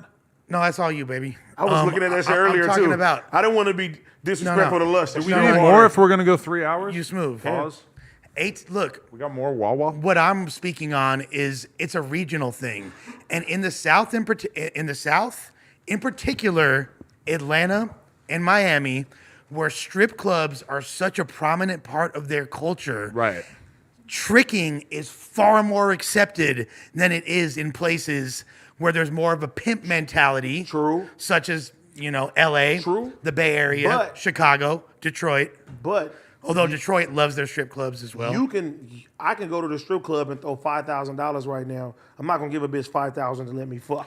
But again, that's a testament to what I'm saying, though. It's just because tricking is so No, normalized. even out there, I know guys that like they'll throw a lot Of of course, money. But they're like, like, I ain't paying for no look, pussy. if But you've my, ever- my thing is that, given my current wealth, I kind of understand where Lil Baby's coming from because Get straight to the point. If I was single and I knew that I could pay a chick, not Chinese Kitty, but a chick who looked as good as Chinese Kitty, to come over the crib for a couple $1,000, No strings and I attached. get to fuck the shit out of her for a couple hours, and don't have to think about anything, don't have to think about whining and dining a girl. Now, granted, the other argument is that given my current situation of being a famous YouTuber, I could probably get all kinds of pussy without having to pay for it. And yeah, I would probably be doing that too. But like, there's something about that ease of doing it. And also, I think a lot of guys kind of get off on the dynamic of her literally being a prostitute. Like, they like that vibe. And I get that because I think that shit's kind of hot in a weird, dirty way that I almost like don't even want to accept to myself because I do think prostitution's kind of grimy. Nah, but it's definitely, I get the kink. Right. But, you know, tricking is very normalized out there in the South. But I also understand the convenience of, as opposed to having to game somebody up, let me just cash you out right quick. And there's no, see what Kanye said? let's pass the formalities. Kanye said, I like to, he said he like to get him a Birkin. He said he'd buy him a house. Yeah, he said all that. But that's if it's his actual bitch. And Well, that- he just said he just like doing rich shit. Yeah, because I'm gonna be real with you though. Like my whole life before this, I would have looked down on dudes for buying pussy, and I now only in having money can I like understand and respect that attitude. And you know, that's a weird thing. Is like I feel like there's a lot of things in life that you have to experience in order to be able to understand. I heard a quote on a podcast the other day that was this: "Until you've been married, you don't know shit." Facts. And I really feel like there's a lot of truth to that, even though I haven't been married, in the sense You're of like essentially married. until you have seen a relationship through to its inevitable conclusion, you really like just don't get dating in a certain way. Like me having a conversation. If you haven't beat M. Bison, you haven't played Street Fighter. When I do a podcast talking about chicks with somebody who's fucked like 5 girls and I've fucked like hundreds and hundreds of girls and I have a whole lot of relationships, all this shit, it's just like not even a fucking conversation worth having almost, because I have so much more lived experience about what a relationship actually means in the long run. And like you just get that through experience, you know? Like my dad's been with one woman he's had one woman since he was 17 years old, my mom. I was like, you can't give me relationship advice. That's dope as like, fuck, though. It is. And he can about sustaining a long-term relationship, but when you're dealing with certain intangible aspects and like you don't know what that feels But like. Pops didn't grow up in this time. No. You feel me? He didn't. But That's true. The other thing is this though, as far as the prostitute thing, there was a time in my life back in 2016, and We knew this was coming. Not too long ago. We would have a degenerate tale. my wife and I were living. This is right after I got out like the dope game, and I was like super downtrodden. I had been kidnapped and had the shit beat out of me, and I had to move to a new spot. So I moved to Marina Del Rey. Very dark. The luxury is called the Westerly, a gorgeous, well, kind of not. It was a nice building. I'm gonna take a note of that so that when I have to diss you, I'll say you was a bitch. You had to run to Marina Del Rey, and you gay, Exactly, but I'll. and you look like a bag of plain Lays. But I'm a slap you with the 12 gauge. Yeah, You feel me? don't really rhyme as good as Yes, a lot it of other does. things. Yes, it Yeah, does. Gay gauge. You know. Del Rey 12 gauge. Okay, I'm you're right, yeah, multi-syllable. That's good. That's good. You're I'm thinking I'm- you're playing 4D chess with me. Yes. Yeah. Okay, so what you're saying? You have You hella old Chinese prostitutes. checkers Get ass. to it. Tell us about your prostitute so tales. at this time, my cocaine addiction was You out of only get control. to do this once as a podcaster per episode? Like no, but I'm saying like as a podcaster, your early days as a podcaster, you get to tell all the fucked up shit about yourself, but then that gets kind of old as you get into it because you already said it, you know. So No, it's I got main character syndrome. but I like it. you as AD, wicked, bring it back. But I'm just saying. I have an only- unlimited reservoir. I'm just saying. dog. Like, Okay, tell us about do, do what you want. Fuck them. Tell us about the whores. I think the people want to know. Oh, they do. Yes, that's what I'm saying. So Prostitutes. I had got fronted one final ounce of blow that I was supposed to trap, but I was just doing all of it. My God. I just started like doing like an obscene amount of cocaine. You're a and then nasty like guy. that turned into more and more and more. You really This are a is- White House phone. This is like full blown. I had done meth, and I could tell that's another story. But this is full on cocaine lush. Right. And I moved into this apartment building. I'm literally fucking 3 different chicks that live in the building while I'm married. I'm barely having sex with my wife, but I'm still hitting it sometimes, and I'm fucking 3 different chicks that live in the building, and I still I was still horny because all I would think about all day, I'm just doing blow, and I was just horny as fuck. Had no morals whatsoever. I found a massage parlor within less my than a mile, God. so I'm getting jerked off by these like hot Asian chicks on the daily, spending, and I had no money. Like I literally barely had any money, so I'm spending all the money. I'm spending my rent money on hand jobs and cocaine. That's how You bad. had the cocaine though. But then I used it all. Then I get more. And I'm like, let me get an 8-ball now. I already ran through this zip. It was not glamorous. And then one day, I went to the fucking, I went to the massage parlor, and this is how cold this bitch did me. All right, I go in, I do the whole massage thing. It's getting close to closing time. The chick's Closing time. she's supposed to jerk me off at this point, and then like another customer is like there, and she's like, "Okay, we're done," because she wanted to serve one more customer, and they only had time for that. So I was like, I wasn't gonna get jerked off, so I was fucking furious. This bitch is asking for a tip. I'm like, tip? You're supposed to massage the tip. What the Oh my fuck? God. I'm glad I never lived this timeline. So then I go back. And I'm like, This sounds so terrible. like I need some pussy right now. So I order, like I'm looking online. I order like a really expensive prostitute. It literally overdrafted my account. Like this was a really expensive, like for me, it was like $1,500. Was it like, worth it though? Absolutely. I'm glad that even in my most Absolutely. hard up She was times, so hot and so freaky. you know what like, the Overton window is? No. It's like the realm of possible Yeah, things that okay, are sort of okay. allowed in a Yes. given scenario, and then sometimes you have somebody like Donald Trump who just like basically expands the range of things that are I'm considered expanding acceptable. You know, Overton. so like. I'm glad that my Overton window did not include prostitutes at the horniest parts of my life. Like when Bro. I think about when I just had spans where I just was striking out and just getting unlucky pussy wise, and I was just dying inside, that I didn't know that was, or not that I didn't know, because that wasn't, I feel like that doesn't seal the deal for me. I want to feel wanted. I want to feel admired and adored. Absolutely. And that I don't feel like I'm getting from a prostitute. just So broke. the actual act of having sex, I get it, Yeah. how that's desirable, but like I feel like the thing that I was really looking for was like that feeling of like acceptance as well. But you understand, like that, as you should feel. But what drugs do, particularly cocaine, is you're operating on your lizard frequency at a certain point. You don't have time for abstract thoughts. Emotions are out the window. It's pure carnal desires. At a certain point, I'm just thinking about tits and mouths. Once you've, yeah, Like it's just literally, I close my eyes, it's cascading. It's like a game of Tetris with tits and mouths falling. once bro. you've just like, but also once you've just accepted that money, like, because the prostitutes you're fucking, you still might feel like they have a degree of liking you, right? Like you're either deluding yourself or they're kind of attempting to delude you. And Suspension of disbelief. So you sort of believe, and in some cases it might even be true, where I think like a lot of like especially high profile dudes, they're paying for pussy, and the chicks really are pretty geek to be being paid to spend time with this guy. I've known fucking porn star chicks. I knew fucking Charlie's Angels. I was fucking with those chicks, and I fucking said something on a podcast like bragging about fucking banging Charlie's Angels and shit, and then it came out that he had AIDS, and people kind of got on me for Jesus that. Christ. But I have a Charlie Sheen story yeah, too. I don't have AIDS at this time. You went to one of his parties?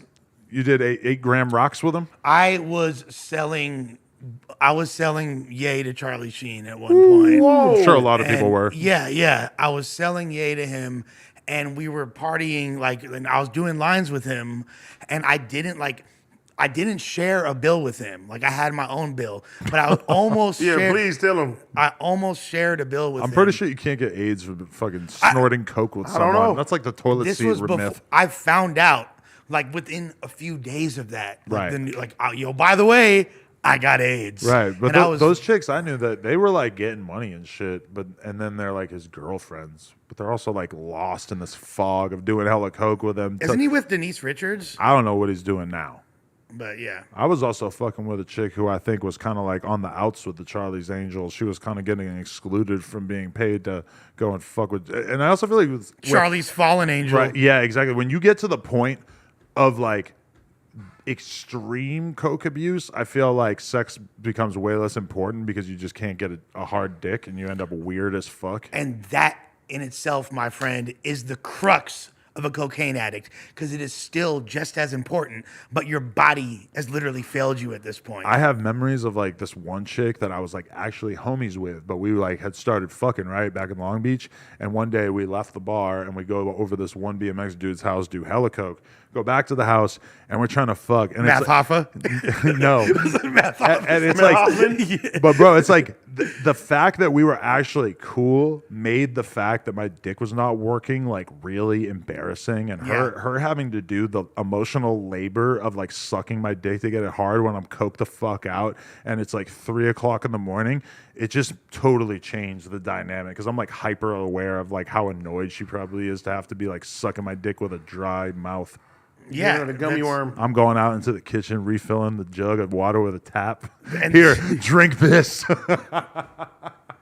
No, like I can't Strap her even, up to an IV. I can't even tell you the amount of girls that I used to fuck like high as hell on hella drugs. Right. With It's a an half, art. It's with an a art. half soft dick, thinking I was killing it because the drugs had me so delusional. But you also have And then to I'm like like sweating all over this poor girl. Like, what the fuck? But I remember having experiences where I would be coked the fuck out, and there was this one girl I used to fuck with in Long Beach that was fucking normal. All your ass coke white stories girl. are in Long Beach, huh? That was a large percentage of my coke doing, yeah. But I remember just kicking it with this chick one night, and I'm doing hella coke and fucking the shit out of her for hours in the way that only a dude who is on coke can do, right? And I just remember like locking eyes with her and being able to like read her mind that she's just like stone cold sober, just marveling at my coke dick. Yeah. That I'm just like hammering the fuck out of her pussy for hours, and she's just like in awe of this fucking drugged out zombie man. And it really, She liked it. It kind of like in my euphoria, it like just made me see myself for what I had become and how fucked up off coke I was, and that I kind of knew that I had to probably stop doing this You at were some a point. monster. A dick monster in that moment, yeah. That's when you hit him with the American Psycho and look in the mirror and flex. I mean, really, I was not able to consent in that moment, and she took advantage of me. She did. That's fucked up. According to Mrs. Girl, that's a rape. I should hit her up. Bitch. That's fucked up. Yeah, it's scandalous. For sure. She did you wrong, my boy. You know the pod is transpiring into nothing once we start telling like coke stories from back in the day.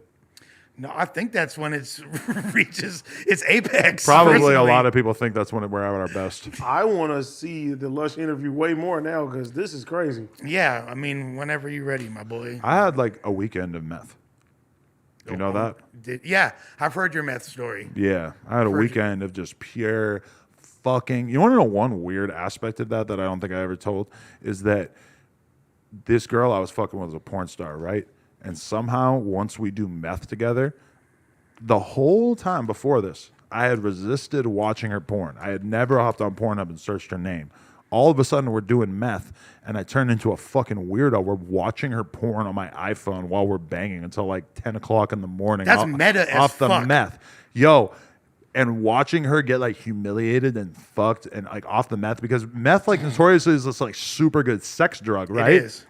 Oh, yeah. It is. This was a night to remember. Oftentimes when I tell the meth story, I kind of focus on how bad the hangover was and how fucked up it was and how I never did it again. But the actual like prime of being in it as a sex drug, meth be hidden. The first 3 times I did meth, I didn't know that I was doing meth. Yeah. A lot of people probably have that effect. The first 3 times Yeah. I didn't know. But you fucked with it.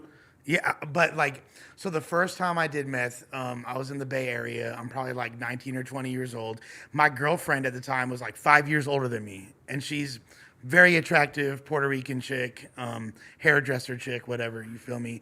And I would, she was a tweaker, full-blown tweaker.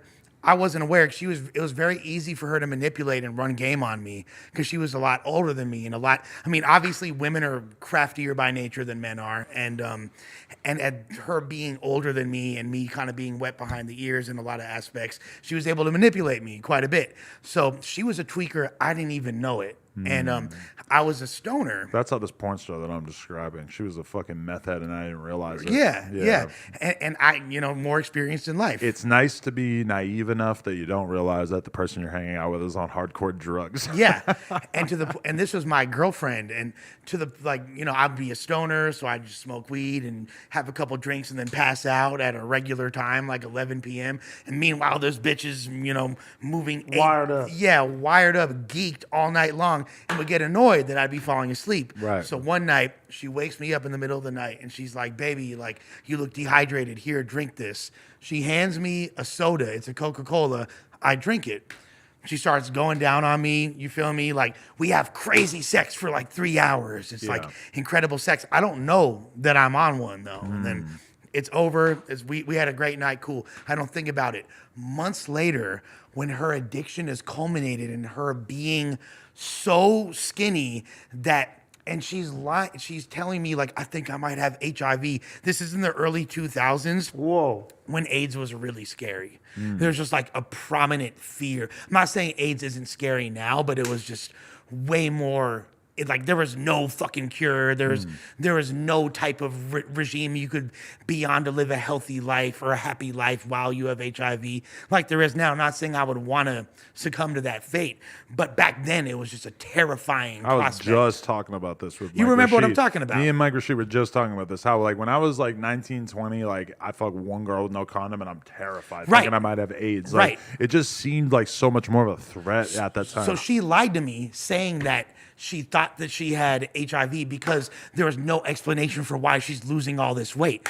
But the reality is, Go right this to AIDS. bitch is a fucking tweaker. Like, I remember Valentine's Meth eater Day. like Pac-Man. I walk into her house on Valentine's Day. There's hearts, paper cutout hearts all over the apartment, looking like chicken pox on the wall. And I'm just like, and I'm like, yo, like, what the fuck? She's like, I thought it would be nice. I'm like, damn, this bitch is kind of weird.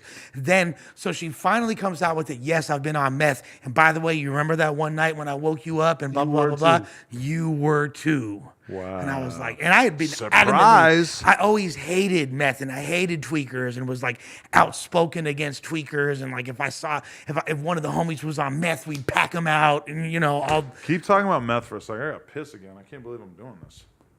But I want to hit the 3-hour mark. Yeah, we definitely. Yeah. We ain't no custers. Not at all. We still got a bunch of news items. Do you want me to keep talking about I meth? still got more this is topics. I got way more. This is intriguing. I gotta piss. Okay, so the second time, have you heard of I know you've been a performer for years, great rapper. Appreciate it. I know you've been to South by Southwest in Austin. Oh, yeah, for sure. Have you ever been to the Multiple other? times. Have you ever been to Austin City Limits? No. That's a significantly smaller festival, but it's still popping, and it's the same thing, but it's just for like I think 1 or 2 days where they shut down 6th Street. There's dope shows in every single bar, and it's like it's a really popping thing out there. And so my crew was doing Austin City Limits, so we did a performance out there. One of my homies is drunk as fuck, right? Like, we all kind of scatter after the show. We're off doing our own thing. This is 2010. One of my homies is, and he's like a really loud, verbose, ignorant drunk. He's in the mix with people, acting a fool. And so I'm kind of like babysitting him. I'm gonna make sure we get back to the hotel safe after the show. So he's walking up to fucking random girls like, you're fat, like just like being a menace, about to be. And then I'm like, I'm sorry, my friend's drunk. I apologize. Like, please, like, just forgive us. We walk away. You know what I'm saying? He's walking up to other chick like, show me your tits. Like, I'm like, no. I'm sorry. He's drunk. Please forgive him. Don't trip. It's all good. He's just acting a fool. Damn near starting fights with dudes. And I'm like, come on, please, my homie's drunk. Just give us a pass. Like, I finally navigate the intricate maze of 6th Street to get back to the hotel we're at. We get back and he's like, I'm hungry. I'm like, cool, yeah, let me buy you a burrito right quick so you can, feel a little better so you're not hungover in the morning, whatever.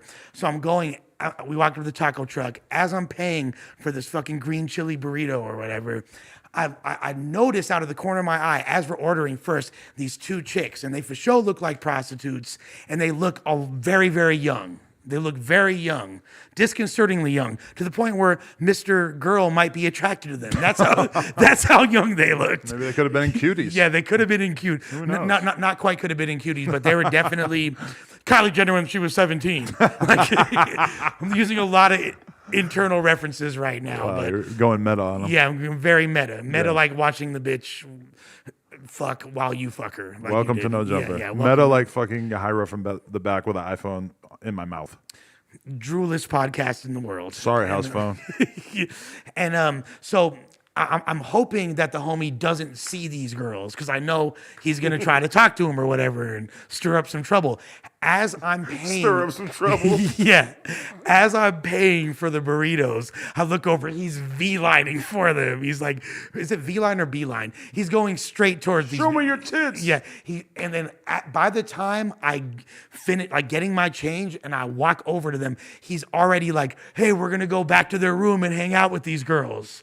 And I'm like, I should go too. Because I don't want this dude to fuck with some underage hookers.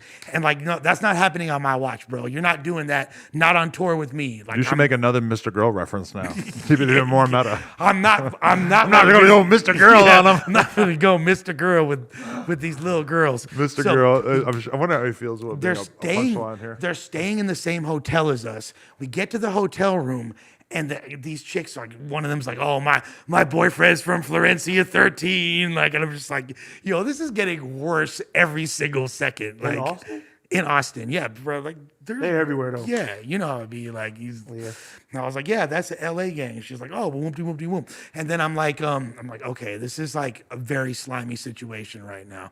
And then Slithery? slithery, like TRL with both of his hands broken, Oh, like his other my hand God.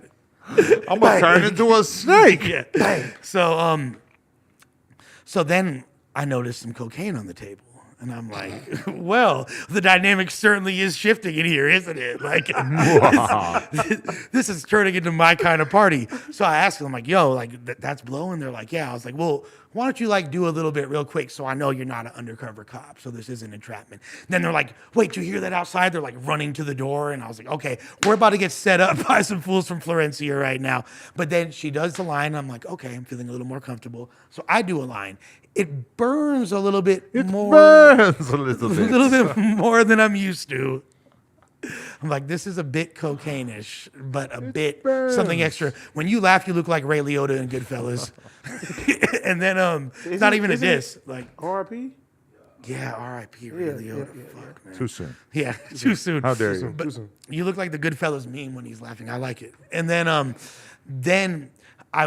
I didn't realize anything was off, but then 5 hours later, when I'm talking to a random girl on the phone and masturbating in the bathroom, I'm like, yeah, that was not blow that I did. That was something extra. Right. So, All right. Speaking of mental health, I have another topic. bust it. YK Osiris having a meltdown on social media. Yeah. No Jumper caught a lot of heat from people because whoever posted on social media, I have a hunch it could be Poetic Flacco. Yeah. When You they think? tweeted it out, the caption they put was YK Osiris is pissed off that Drake and Lil Baby don't fuck with him anymore. When you watch it in its entirety, He's threatened suicide. It kind of feels more like he's like feeling like killing himself. So I understand why people are offended, but you know, whatever. Yeah, I feel bad. I mean, I feel real bad for him. Man, he going through it. But at the same time, I mean, I feel like he's just being more open about things that like a lot of rappers, if they were to be more honest with the public, are probably going through, like as in the vast majority of rappers who ever have any kind of spark to their career at some point, and they end up feeling like nobody cares But anymore. I feel like his whole career, Yes. he's been like looked as like a punchline. Yes. From day one. But he's been willing to make himself the punchline for attention, But and in probably some trying to- sense, that's maybe made people take his music less But, serious. you know, trying to fit in. Like, you a brand new artist, you hanging out with niggas like Drake, and you singing, you're doing this, people making jokes about Well, what you. kind and of stuff. numbers does YK Osiris do at this point? Is He's he actually had some hits. Is he irrelevant at this point when he drops an album? Though I mean, if you look at his numbers, he's had hits, but I've I don't know never, about album. I've never been somewhere and a YK Osiris song comes on. I don't think in my life. I'm very much outside the category of R&B, so I don't really know like how he is thought of. The Deserved song, like it was. Yeah, that pretty was big. that was a big record. That was a big record. But Baby girl, you deserve it. And it's like, I actually like that song. but does part of you feel like, yo, reality check? Yeah, a lot of rappers get to hang out with Drake and Lil Baby a little bit at some point in their career, and then realistically, they're just not going to be around those rappers consistently in the future, and most of them don't really like whine about it publicly, right? I think it was more the female that he was talking to. He's like, my baby mama said, nobody fucks with you. You know what I'm saying? He don't fuck with you. Shit. Like, and him coming to the realization, like, damn, maybe these people really don't fuck with me. I don't think until now he really thought that people didn't fuck with him. But do you feel like he sounds entitled? Well, Because- it's the emasculation aspect of it, right? Like not only am I falling off, like in my girl's eyes, in my baby, she's like, thinks you ain't shit. that I'm less of a man, and she's using my plummeting career and declining numbers Even as fodder for her arguments. Even at the objective lowest points in my career, my girl, I don't think ever even considered like weaponizing that against me. That's but a for low blow. sure, that's the type of shit like that a girl could do that could be the most I got that. harmful shit that you could ever imagine when I they ain't try to gonna lie. shit on your career and My your baby relevance. my baby mama did that to me. And I was like, that's the most coldest shit ever. my told you weren't hot? ex-wife too. She was like, that's why you ain't got no plaque. I was like, ooh. Except for on your teeth. I was like, oh. But you know what the thing is? I feel like it's damn near not this necessarily, but I always got the sense because we don't hear about YK Osiris unless there's this type of controversy attached to his name. The first time there was really noteworthy news items about YK Osiris is he was with Lil Baby at Icebox getting roasted for "Don't you owe me 10 racks? Where's my money at?" Whoopty whoopty whoop. It's like, oh come on, you buying all this ice? That's the first time we really saw anything Then about you with Drake, and then it's then like, you with Drake, and I'm he's gonna like, have you pay your debt off if you come sing in my yeah, living yeah, room. sing "Deserve It" in my living room. I'm gonna be real with you. I wouldn't really know about him if it wasn't for all the viral shit, like And- him declaring he's the king of R&B and stuff. Because I'm not an R&B fan, but that doesn't really like equal people listening But he to you in the seems long like run, a right? positive person. He seems like a nice guy. He seems like a real nice But guy. I do it, and I'm not saying this is the case, but it seems like there's a publicist capitalizing off of these moments to try to elicit some type of controversy and sympathy from the masses. But you which can't just assume it's a publicist because a lot of these meme pages, like for us, for instance, we're very much incentivized to take the most salacious parts of his fucking live stream where he was pouring his heart out and just clip it and turn it into content. You know, like I would kind of almost expect everybody on the team news-wise to be thinking about that content like that, you know? when I say publicist, I mean marketing campaign. I mean, that could be true Like- because, to be honest, we do get paid straight up. It's always through a PR company, but you can kind of tell a lot of times that like rappers want to plant stories about themselves, Right. and we just kind of let them sometimes, which I sometimes wonder if there's a smart idea. They plant memes. Yeah, They totally. literally that have nothing to do, just to have the artist's name in a conversation around the time they're planning a release. Now, do I feel like YK Osiris is mental health is being exploited for the sake of a marketing scheme? I would never put that on him because I don't want to toy with anyone's emotional well-being. Unless a single come out this week. However, I would be remiss to not think it's within the realm of possibility. I mean, yeah, we all know that rollout arcs are always kind of contrived. Like, let's be real, Lil Baby, I don't think him mentioning academics 2 times on his record is a fucking accident. I think No. that they're very, very conscious of the fact that that's going to make for some content, and they probably even to some extent know that he's going to get into trying to talk about his street shit or whatever. You know, it's like if you diss something, that's the oldest trick in the book. That's Eminem dissing Jessica Simpson and Britney Spears. Diss You know, anybody. you diss any kind of public figure, it gives you a perfect storyline to go with, and that's why rappers always do some viral shit. I won't even put myself past that. If I drop a book, I might have to do some wild ass shit just to get some headlines that week, just to give people a reason to talk about the book, you know? Because that's literally what a PR team is going to do with you, is sit you down and try to figure out just slap Yuri. well, just something that's essentially the equivalent, and nobody would even care about that. Birkenstocks. That would only get me clout in the Tent Talks realm. Yeah. But like that's what a PR company is going to do, is they're going to sit down and they're going to coach you on creating something that is basically the equivalent of when the boxers are doing the face off and they end up pushing each other and Right, shit, you know, right. that's just all the same fucking category. Which, speaking of, actually, I didn't even fucking watch it, but I understand that M to the K vanquished fake Drake when they Oh, the faced fight off. already That battle happened, or the fight happened this weekend, and I didn't stole see on him. it, but I believe, I've been led to believe that M to the K won. So fake Drake. I mean, if you watch that podcast, he took a pretty bad L in the context of that podcast. Yeah, didn't his bitch say she was finna sky out if he lost the fight? Like, It was really hard to tell if they were acting or if this was like a real conversation. But yeah, she totally said that if the real Drake hit her up, that she would way rather fuck with him. It was fucking and if weird. he lost the fight, she's bouncing. Yeah, too. I'm sitting there having this conversation, having What a hard time. supportive girlfriend. But I couldn't tell if this was Is real that or really not. his girlfriend? No. We can't tell. That TikTok with her in it got flagged for like adult sexual content or like nudity. I ain't gonna lie. There's She no had nu- like yeah, I mean, she looks crazy, but the waist is like yeah. It's Cinched. a whole thing. Well, she had Yeah. like the biggest fake ass you ever seen and the biggest fake boobs you ever seen. yeah. One of them. Okay. I ain't really mad, Shorty. You gotta respect it. Get yours. You might want to just go cartoonish with it. You might want to go. What's the chick from Bugs? Bugs Life. Lola. No, yeah, from Oh, Lola The Bunny. old Lola, not the new one. Lola Bunny. You talking? Yep. yeah. I'd for sure beat. Go Lola with The it. new one? I'd for sure. I mean, Lola Bunny in You general. see Space Jam 2? No, I didn't. Have you actually been getting pussy, or are you too depressed for that? It's not that I haven't been getting pussy. Sound like Flacco. Yeah, I got to be careful with this right here. To be honest with you, I'm hesitant to open my heart to other women in general, and I'm at the point where the idea of just like fucking is way less appealing than having the security and support of a partnership with You a girl need that I mental support right now. I feel like to me it's just way more appealing. You don't of a need thought. pussy. You need a therapist.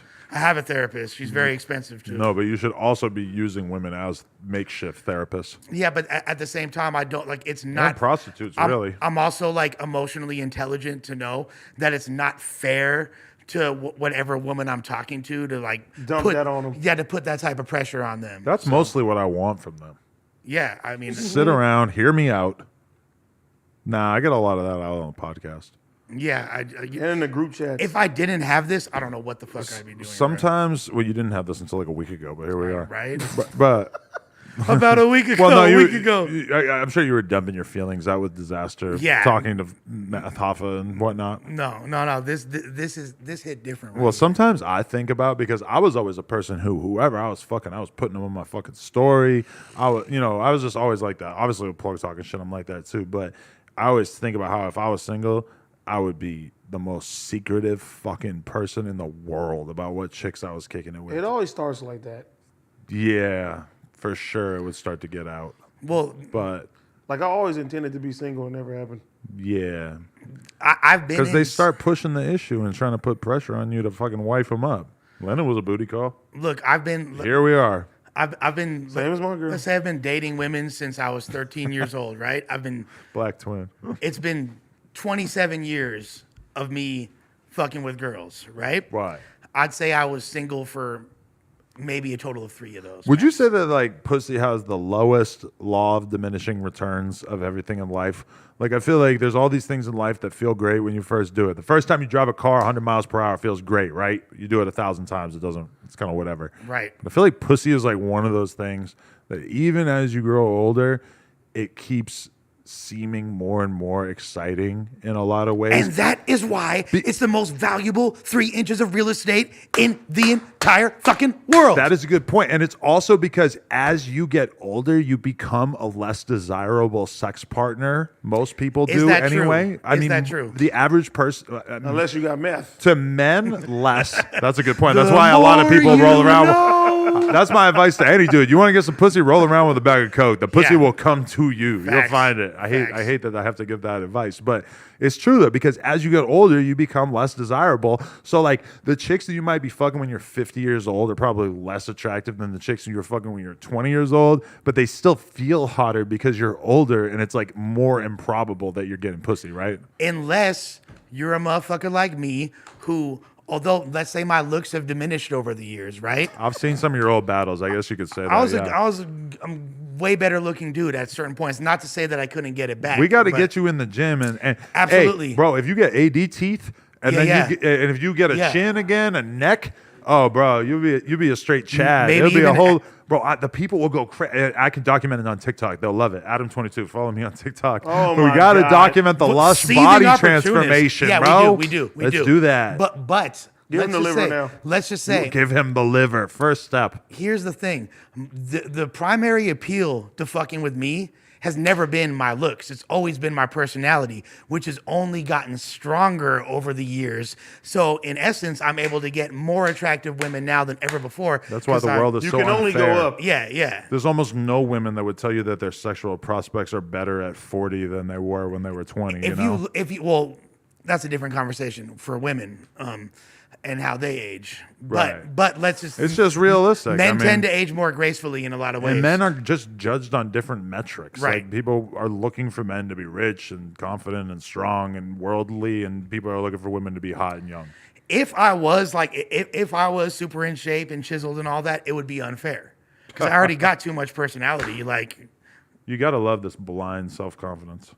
no, I'm like, Not blind, since you know your own life experience. no, I'm like, look, I'm devastated right now. I'm at the lowest point of. But you seem like you're having fun with it. I know. It seems I'm like going on soft white underbelly in 2 days. How happy can I be? That's What fire. the fuck? Like, you know that you're depressed and you're just kind of like in awe of it because you know that this is like sort of an awkward stage of your life, which is Yeah. different than when you're young and you're depressed and you don't really know what being depressed is. I'm essentially homeless right now. You've listened to enough not- Kid Cudi. You're familiar with mental illness? Yeah. You're homeless? I'm not homeless, but Where are you I don't- staying? At a shelter? No, I'm about to say, please, Josh. Go stay at the penis I'm staying houses. here, bro. I live here. Oh my, that's Yeah. why you're here so much? Yeah, that's why. Hey, is that why the front bathroom is always in use? Josh, should we say something when we find out that he's sleeping on Bossa Nova's couch? Oh my god. He's sleeping in Trev's studio? I'll let Nah. you. I got a couch for you, Lush. Nah, I'm. Penis houses. Look, Not the fucking penis house. I'll just keep it 1,000. So when I would come to LA, after because I'm living with my fiance or my ex in Philadelphia, and I'd come out to LA for extended periods of time for work. I would rent furnished apartments for a month. Times are a lot less financially advantageous to me right now. AKA, I'm hella broke at the moment, and I'm staying in my. What a promotion today. I'm staying in my parents' house, so that's where I'm staying. That's lit. Yeah. I would definitely do that if I had to. And I definitely, it makes me feel bad being a 40-year-old doing that, but I'm on my way to getting up out of there, getting my own spot. It's also been like, I've been hesitant to do it because then like, that's coming to terms with the finality of my relationship. You make Like, everything it's seem really a great. wrap. Yeah, No, you- I'm just keeping it up. You have just like a saying. pretty good attitude about a pretty miserable situation, which I respect. But I say that to say, if you check out my Pokemon card collection, I got Pikachu, Charizard, and ain't no Snorlaxes in my collection. AKA every bitch that I've been with is hella bad, and you can pull the receipts. No I have Jigglypuffs? No Jigglypuffs. Well, they got them Jigglypuffs, but Any that's, Mr. Minds?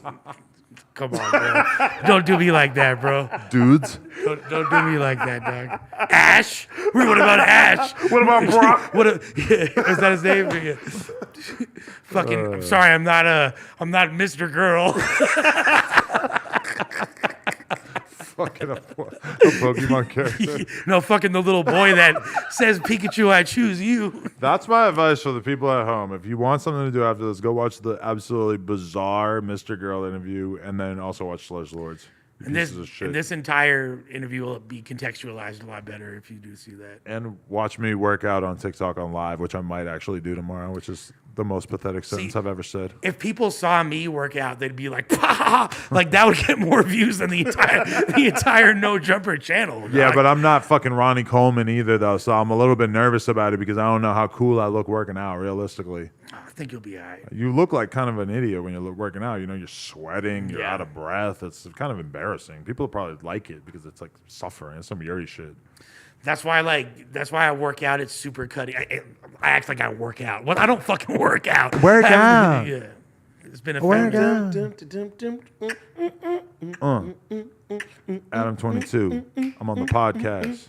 Trying to get in your mom's ass. Trying to eat it out. She got poop on her ass. Bitch got poop on her ass. That bitch got poop on her ass. On her mom's ass. Poop on her ass. Tell him, Lush. She got poop on her ass. Go. Poop on her ass on your mom's ass. I'm a broadcast like it's Comcast. Chill that, we a Comcast. Haters will not last. I'll put you on blast. Yeah, like poetic Flacco, who he eats a lot of nachos, and he's got a snot nose, and he eats the pot roast. I'm the apostle, yeah, cannot stop. 80s on the block, bitches on my jock, hopping like an ocelot. I challenge AD to rap and not sound retarded. Right now, give me a beat. I think I trust him more. Ooh, that's hard.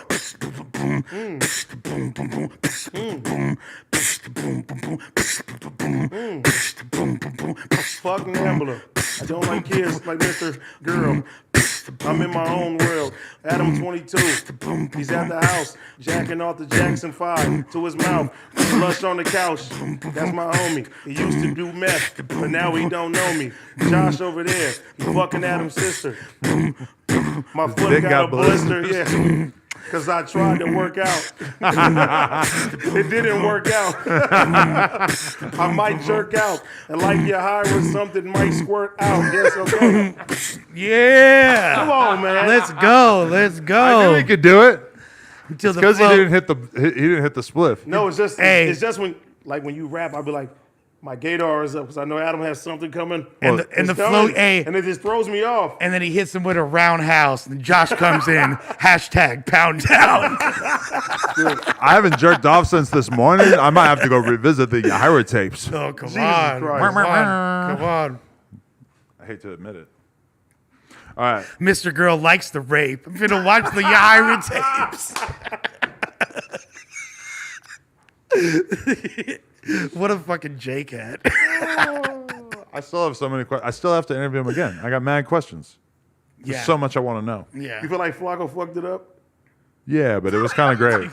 It was great. Yeah. I'm glad he did. He for sure fucked it up, but it was great. All right. Appreciate everybody who watched this. Thank you, Lush. Thank you, AD. Yeah. And next time, I could actually finish the story about how I got on the podcast. Oh, yeah. Tune in next time.